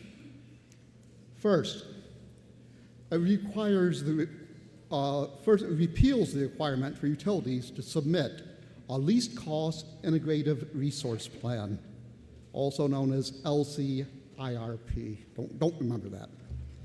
They submit this with the Public Utilities Commission, and these are big words that provide New Hampshire's assurance that our energy supply is adequately planned for and delivered at a reasonable price.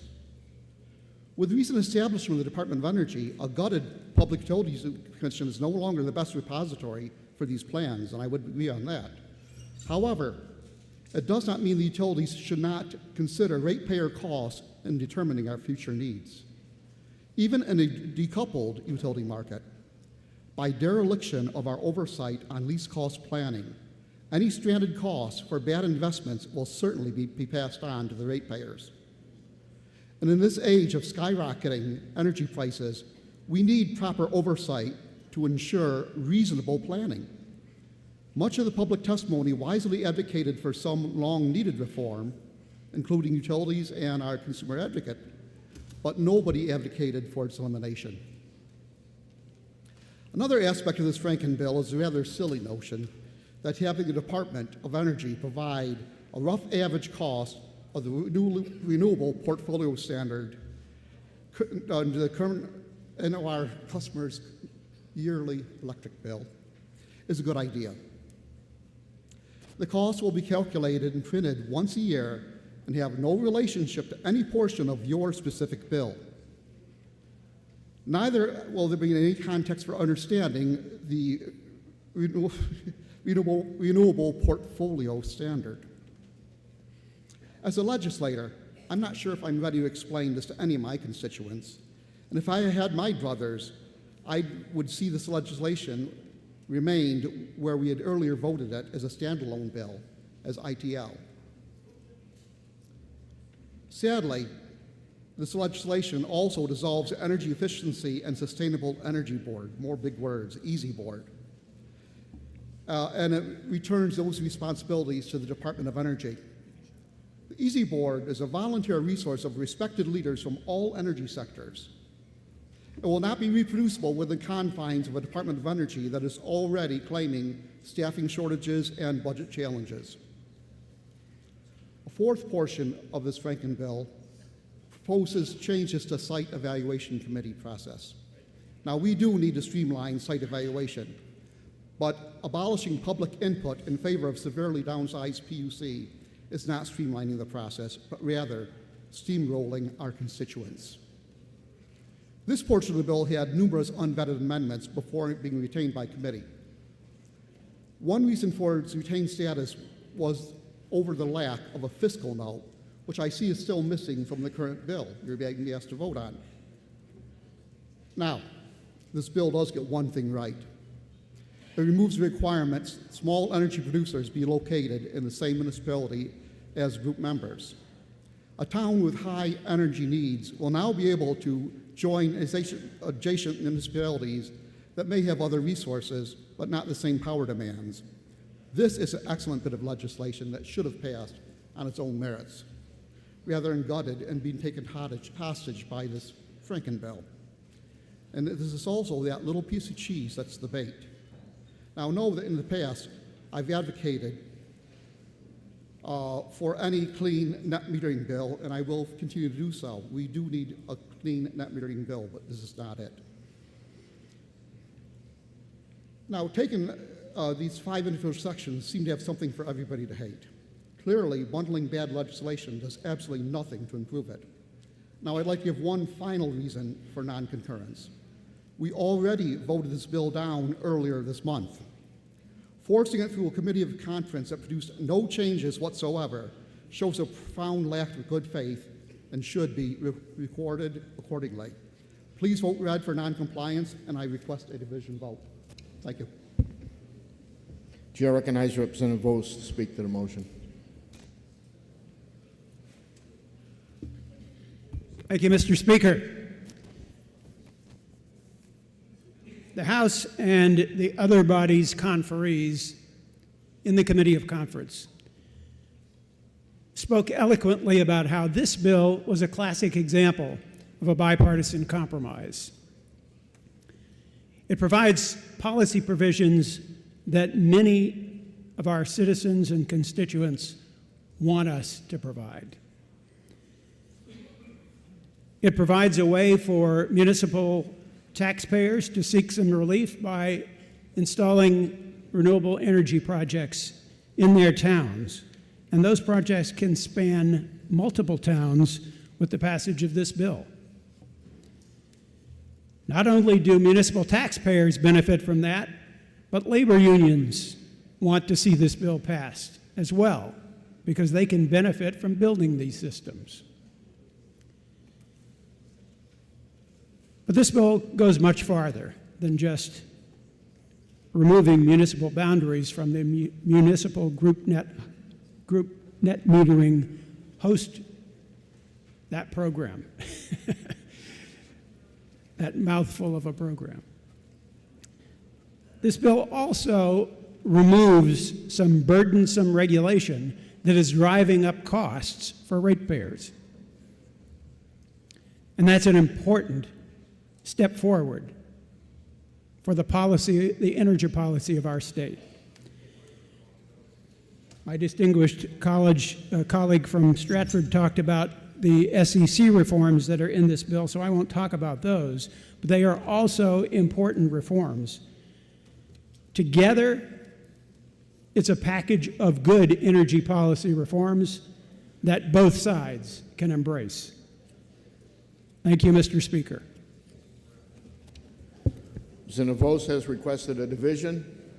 This will be a division vote. Members, take your seats.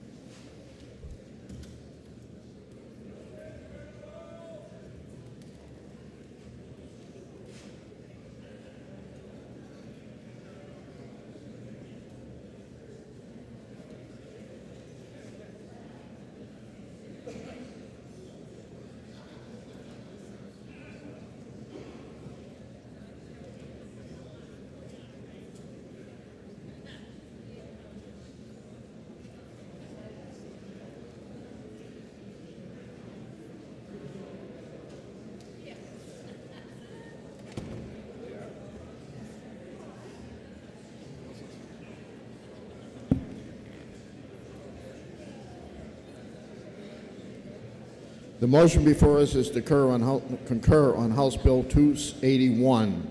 This is going to be a division vote. Chair recognizes Representative Corman for a parliamentary inquiry. Thank you, Mr. Speaker.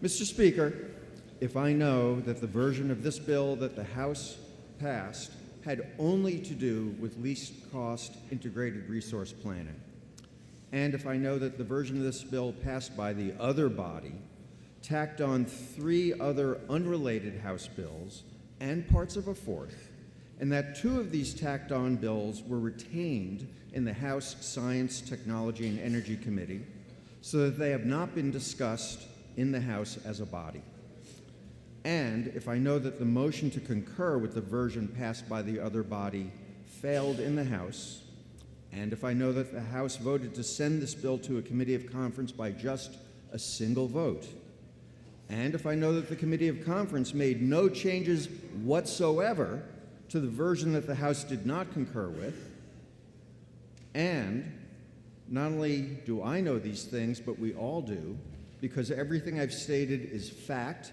and not a whit of opinion, then, Mr. Speaker, would I press the red button and vote against adopting the committee report? Chair recognizes Representative Vos for a parliamentary inquiry. Thank you, Mr. Speaker. Mr. Speaker, if I know that House Bill 281 encompasses a significant bipartisan compromise that provides important policy provisions for all of our state citizens, if I also know that this bill allows cities and towns to use renewable energy systems across municipal boundaries, a change desired by municipalities, labor unions, and clean energy advocates. And finally, if I know that this compromise also reforms or removes regulatory systems that impede energy development or drive up its costs, would I now reduce administrative burdens while supporting local property taxpayers by pressing the green button? Thank you, Mr. Speaker. Motion before us is concur on House Bill 281. This is a division vote. If you're in favor, you'll press the green button. If you're opposed, you'll press the red button. Voting stations are open for 30 seconds.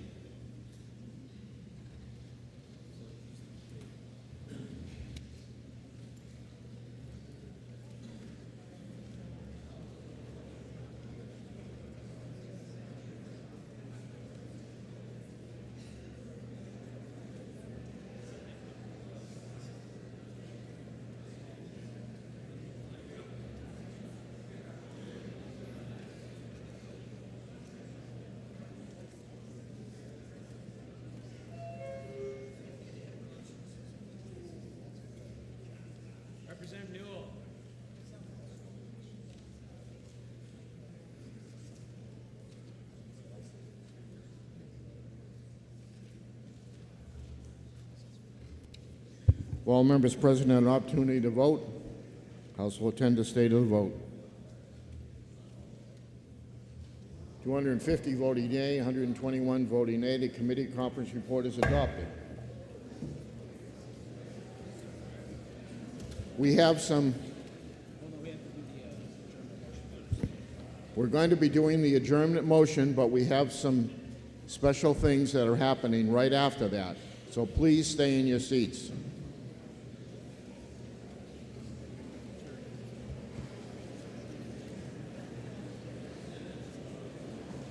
Chair recognizes the member from Auburn, Representative Osborne, for motion to adjourn from the early session. Resolved that the House now adjourn from the early session, that the business of the late session be in order at the present time, and when the House adjourns today, it be to meet at the call of the chair. Are you ready for the question? All those in favor say aye. Aye. Those opposed, nay. The ayes have it. The motion is adopted. At this time, we'd like to make a special recognition of our friend Jack Sheehan.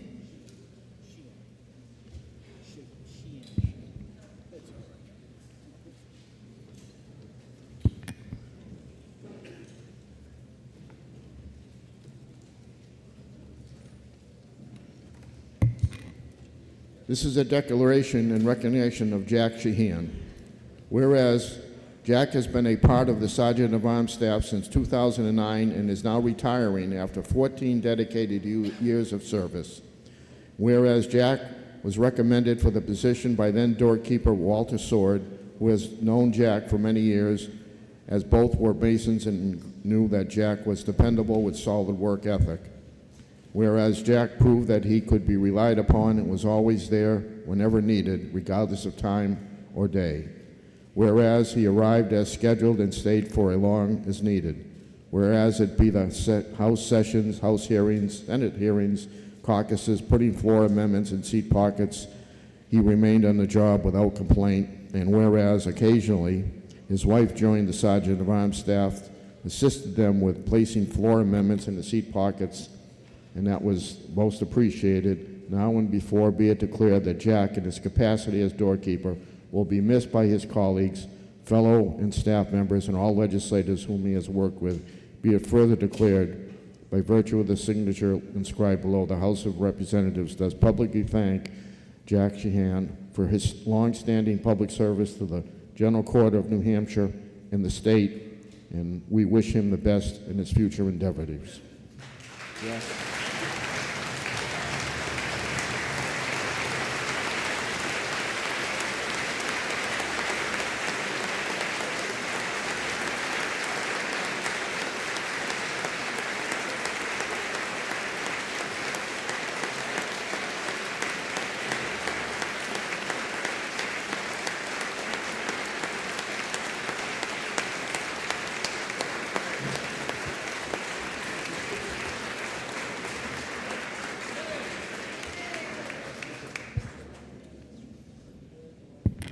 For what reason to member rise? To make a motion.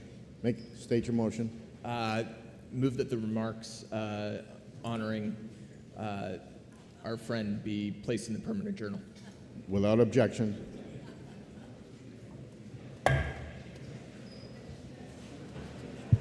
The chair recognizes Representative Moffett Magliori for the purposes of presentation to the Liberty House.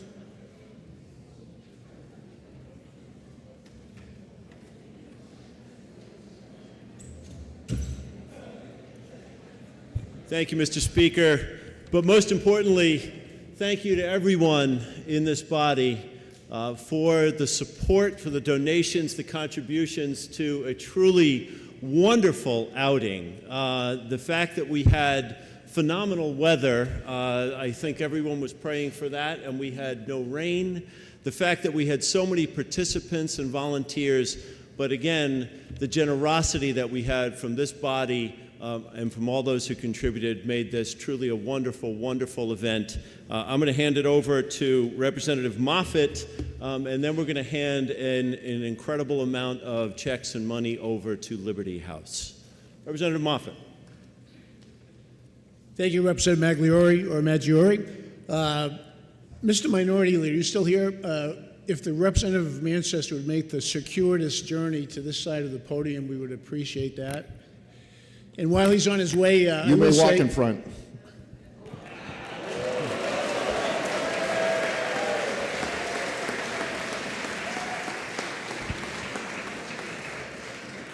As was famously said in the movie Casablanca, a precedent has been broken. Okay, real quick, there were three miracles that happened last week or so. There was the miracle budget, which has been signed into law. The second miracle, which Representative Maggiore alluded to, is a 100% chance of rain on Monday, and yet it did not rain until we finished the golf and until Senator Lang gave away the last six-pack of beer, which many were given away. And a great deal of money was raised, almost $30,000, and after expenses, almost over $20,000.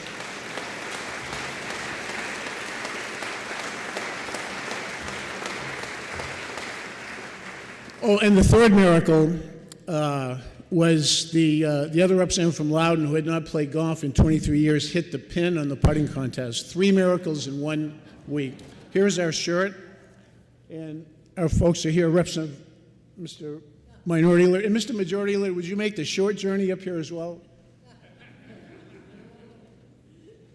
This is a shirt that goes to you, Representative. Mr. Minority Leader, Mr. Majority Leader, this is big enough to sleep in. Okay, well, thank you. I need it these days. And finally, Jeff Nelson from Liberty House in Ashley.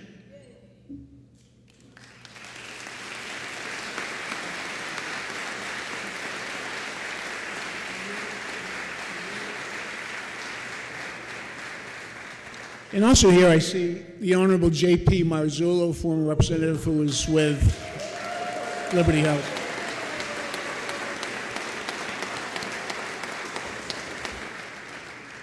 Oh, we want a photo. Thank you, Jennifer. Where's the money? Okay. Yeah, accepting on behalf of Liberty House, Executive Director Jeff Nelson.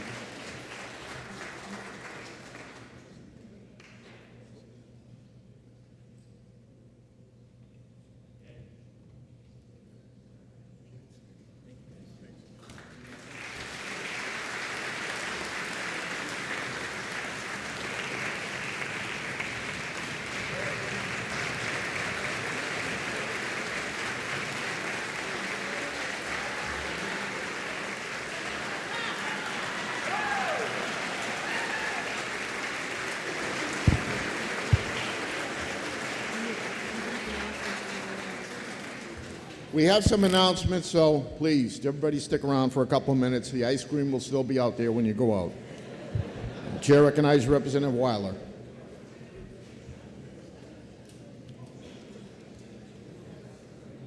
Thank you, Mr. Speaker. Brother Masons, we didn't meet last month. We hope to meet this month. Let's meet at Cheers for some refreshment at 6 o'clock. Cheers, that's a couple blocks down from the Store Street Garage, and then we'll meet at, if you don't want to meet for the meal, meet us at the lodge just before 7 o'clock on Ironworks Road. Brother Masons will meet tonight. Thank you. Chair recognizes Representative Sanborn for announcement. Just want to thank everyone from the House Ways and Means Committee for all their hard work this year and invite them to a group photo on the State House steps immediately after the seersucker photo that'll be in this room. Thank you. Chair recognizes Representative Nutter Autumn for a announcement. Good afternoon. The photo ops are getting taken up.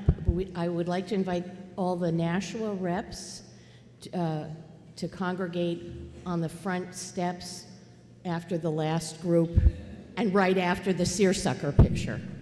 Okay, thank you. Chair recognizes Representative Stephen Smith for an announcement. The Sullivan County delegation will meet for no more than 5 minutes right over there as soon as we're done for the purpose of ratifying our budget convention minutes. Chair recognizes the clerk. Thank you, Mr. Speaker. A few quick, brief bullet points. The ice cream social will be outside. It is at the Upham Walker House. So please, after you are done here, head over there, and that's where it is. Please empty your seat pockets and your mailboxes as you're leaving today. There is, as you know, a big trash bin, a recycling bin, in the back where you can drop your paper. For those of you that wore seersucker today, we're doing a photo after session right up here. Please come up right immediately after session. Black books will be in your mailboxes over the summer. When we come back in September for Veto Day, they will be there. This week will be the last week that the calendar is mailed every week. Beginning next week, we will be alternating weeks for the calendar. The Senate and the House alternate their weeks. So if you are on a statutory or a study that is a Senate or a House one, if it will be posted in one version or the other every week. And again, we do have a few unanimous consents, so please stick around. Chair recognizes Representative Ford and Wheeler.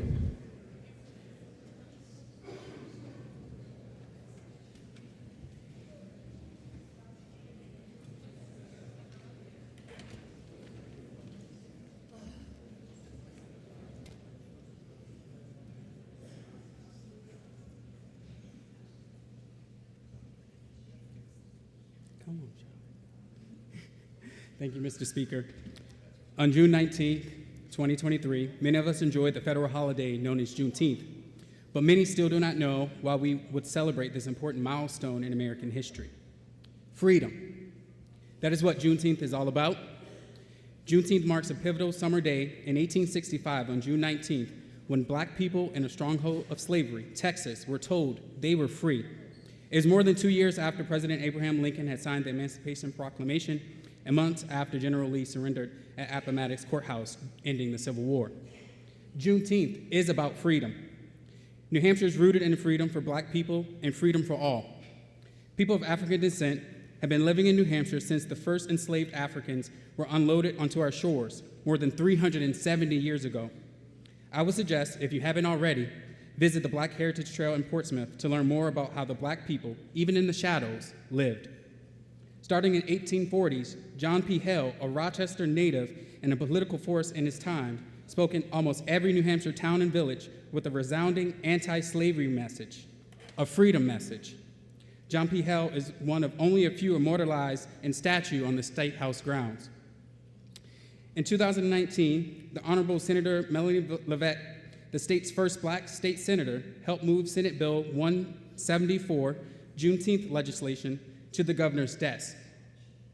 Through RSA 413AA, Granite Staters are now asked to remember and reflect on Juneteenth, on freedom.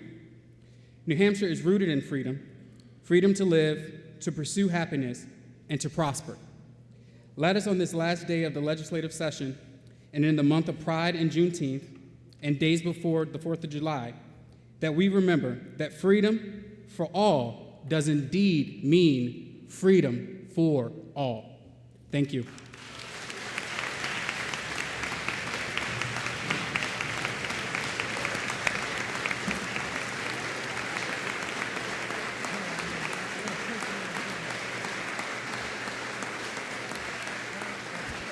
I'd like to make a motion, Mr. Speaker.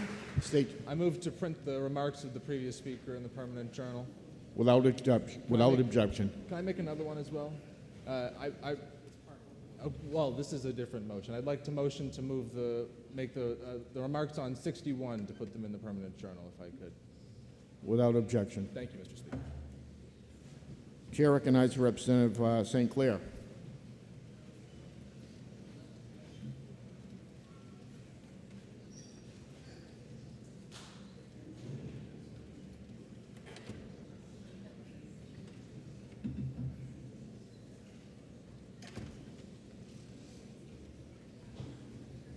Thank you, Mr. Speaker. I'm just here real quickly to talk about this guy right here, who I've had the pleasure to know for a long, long time. And as most of you know, he's an avid motorcyclist, and I keep telling myself that's his real passion, but unfortunately, this is also his passion, and it took him away from our press conference at the beginning of Motorcycle Week when we wanted to present him with this.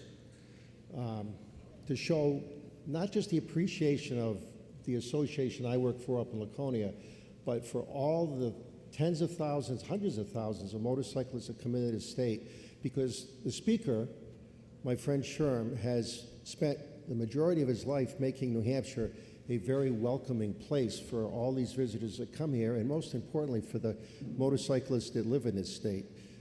So thank you. And I'll give you this.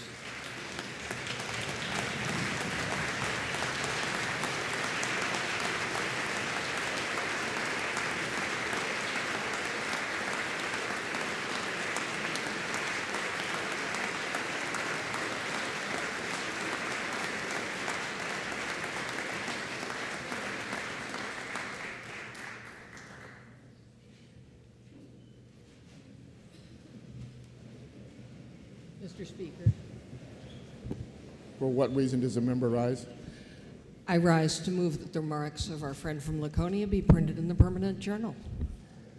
Should I say without objection?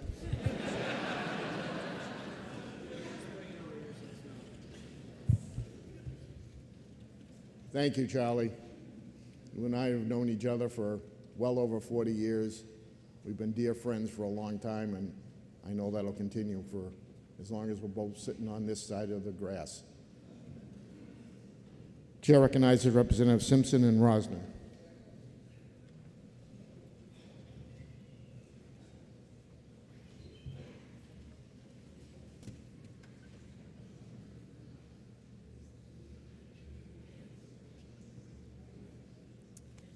Thank you, Speaker. And good afternoon, friends. I know we want to get out of here soon and enjoy the weather while it lasts, but I am here to speak on Pride Month, which is the month of June, and I welcome any LGBTQ plus representatives who would like to join standing us with us at the well to come up now, if you may please do.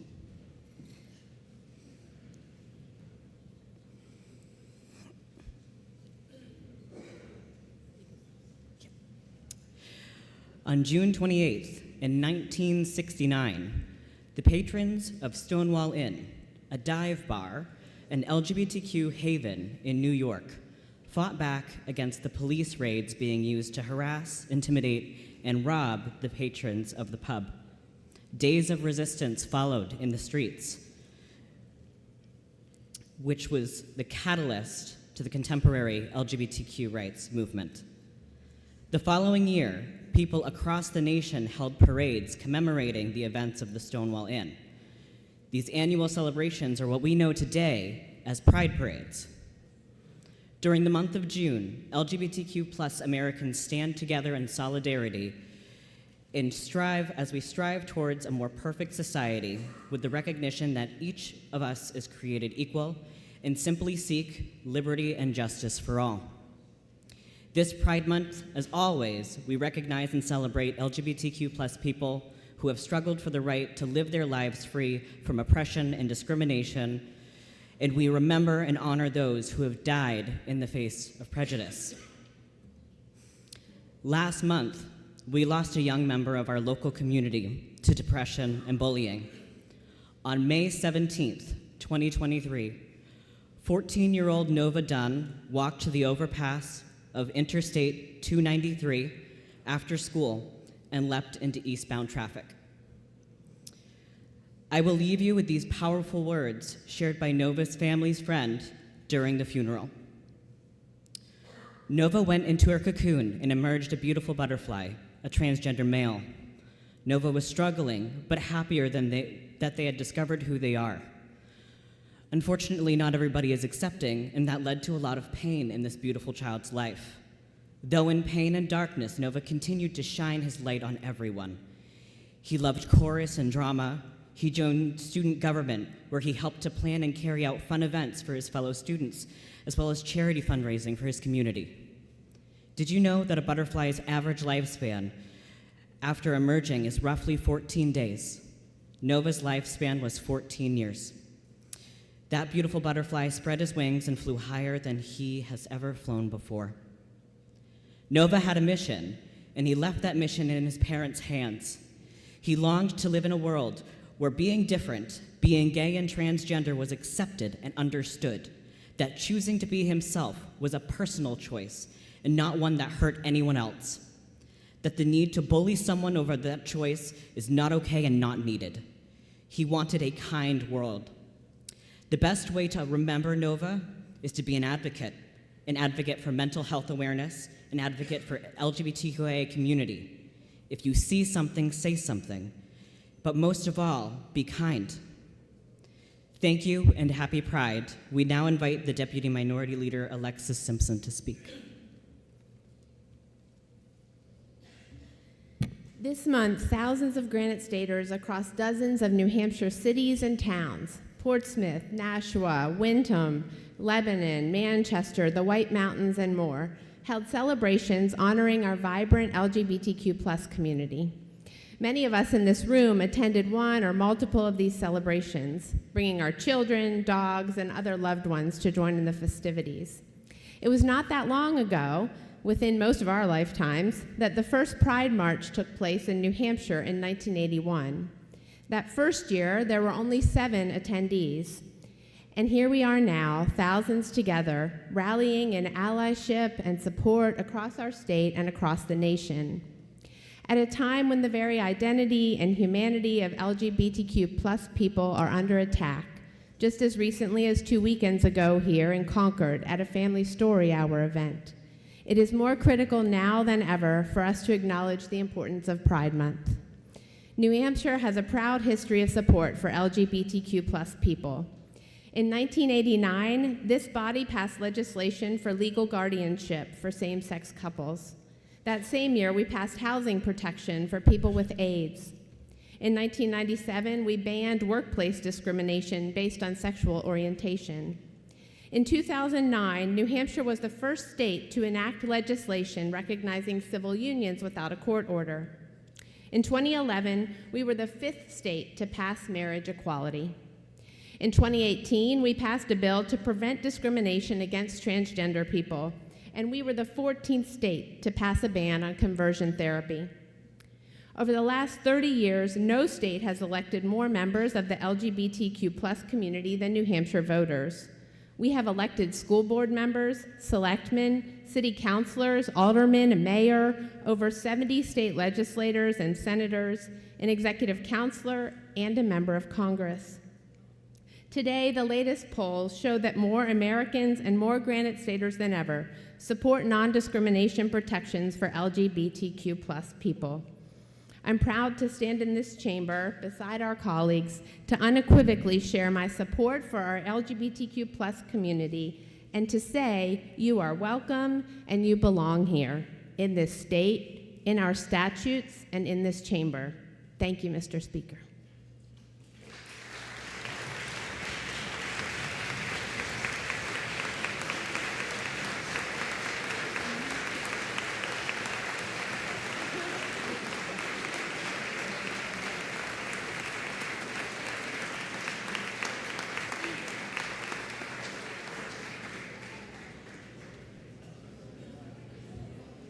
For what reason did member rise? To make a motion. I move that the remarks from the deputy leader be placed in the permanent journal. Without objection. Actually, from the entire unanimous consent. We got it. Thank you. Chair recognizes Representative Ming.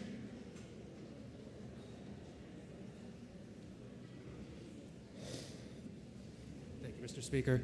I just wanted to put a good word in for holiday cards for the military challenge. Laura Landeman Garber. How's this? Oh, yes. All right. I just wanted to put in a good word for the holiday cards for military challenge. It was started about 5 years ago by Laura Landeman Garber. As of now, they've sent out 850,000 cards to the military, and the goal is 1 million. So I ask that everybody grab a card on the way out. Thank you.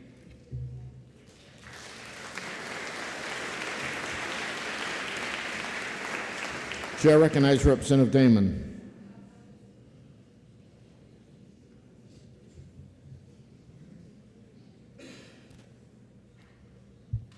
Thank you, Mr. Speaker. And thank you, colleagues. I'll be brief. I know that I'm between you and summer vacation. I represent the 9 towns of Sullivan District 8, including my hometown of Croydon. I rise to speak about the widespread road damage that occurred during the recent many heavy rainstorms and affected many communities throughout the state. Croydon received 5.8 inches of rain in several hours last week, and then yesterday we got an additional 2 inches in less than 20 minutes. There's a moat between my driveway and the road, and that's minor compared to the rest of the impact. The road damages in Croydon will cost over 1.5 times our annual town budget. So we are working with Director Buxton at New Hampshire Homeland Security and Emergency Management to hopefully qualify for a FEMA application. We meet the county minimum. It's not clear yet whether we meet the statewide minimum that is needed to be eligible for FEMA. So a survey has been sent from Director Buxton to all communities asking that any storm damages that occurred within the time period from June 16th, the beginning of this series of wet weather, be submitted even if your communities do not appear to have enough damage that you would qualify for help. They're trying to aggregate the impact to approach it in that way, which is legitimate to do. So I am just asking each of you to please encourage your community emergency directors to fill out the survey that was emailed this Monday, the 26th. And I thank you all for your help and also for the incredible opportunity to serve with you. Thank you.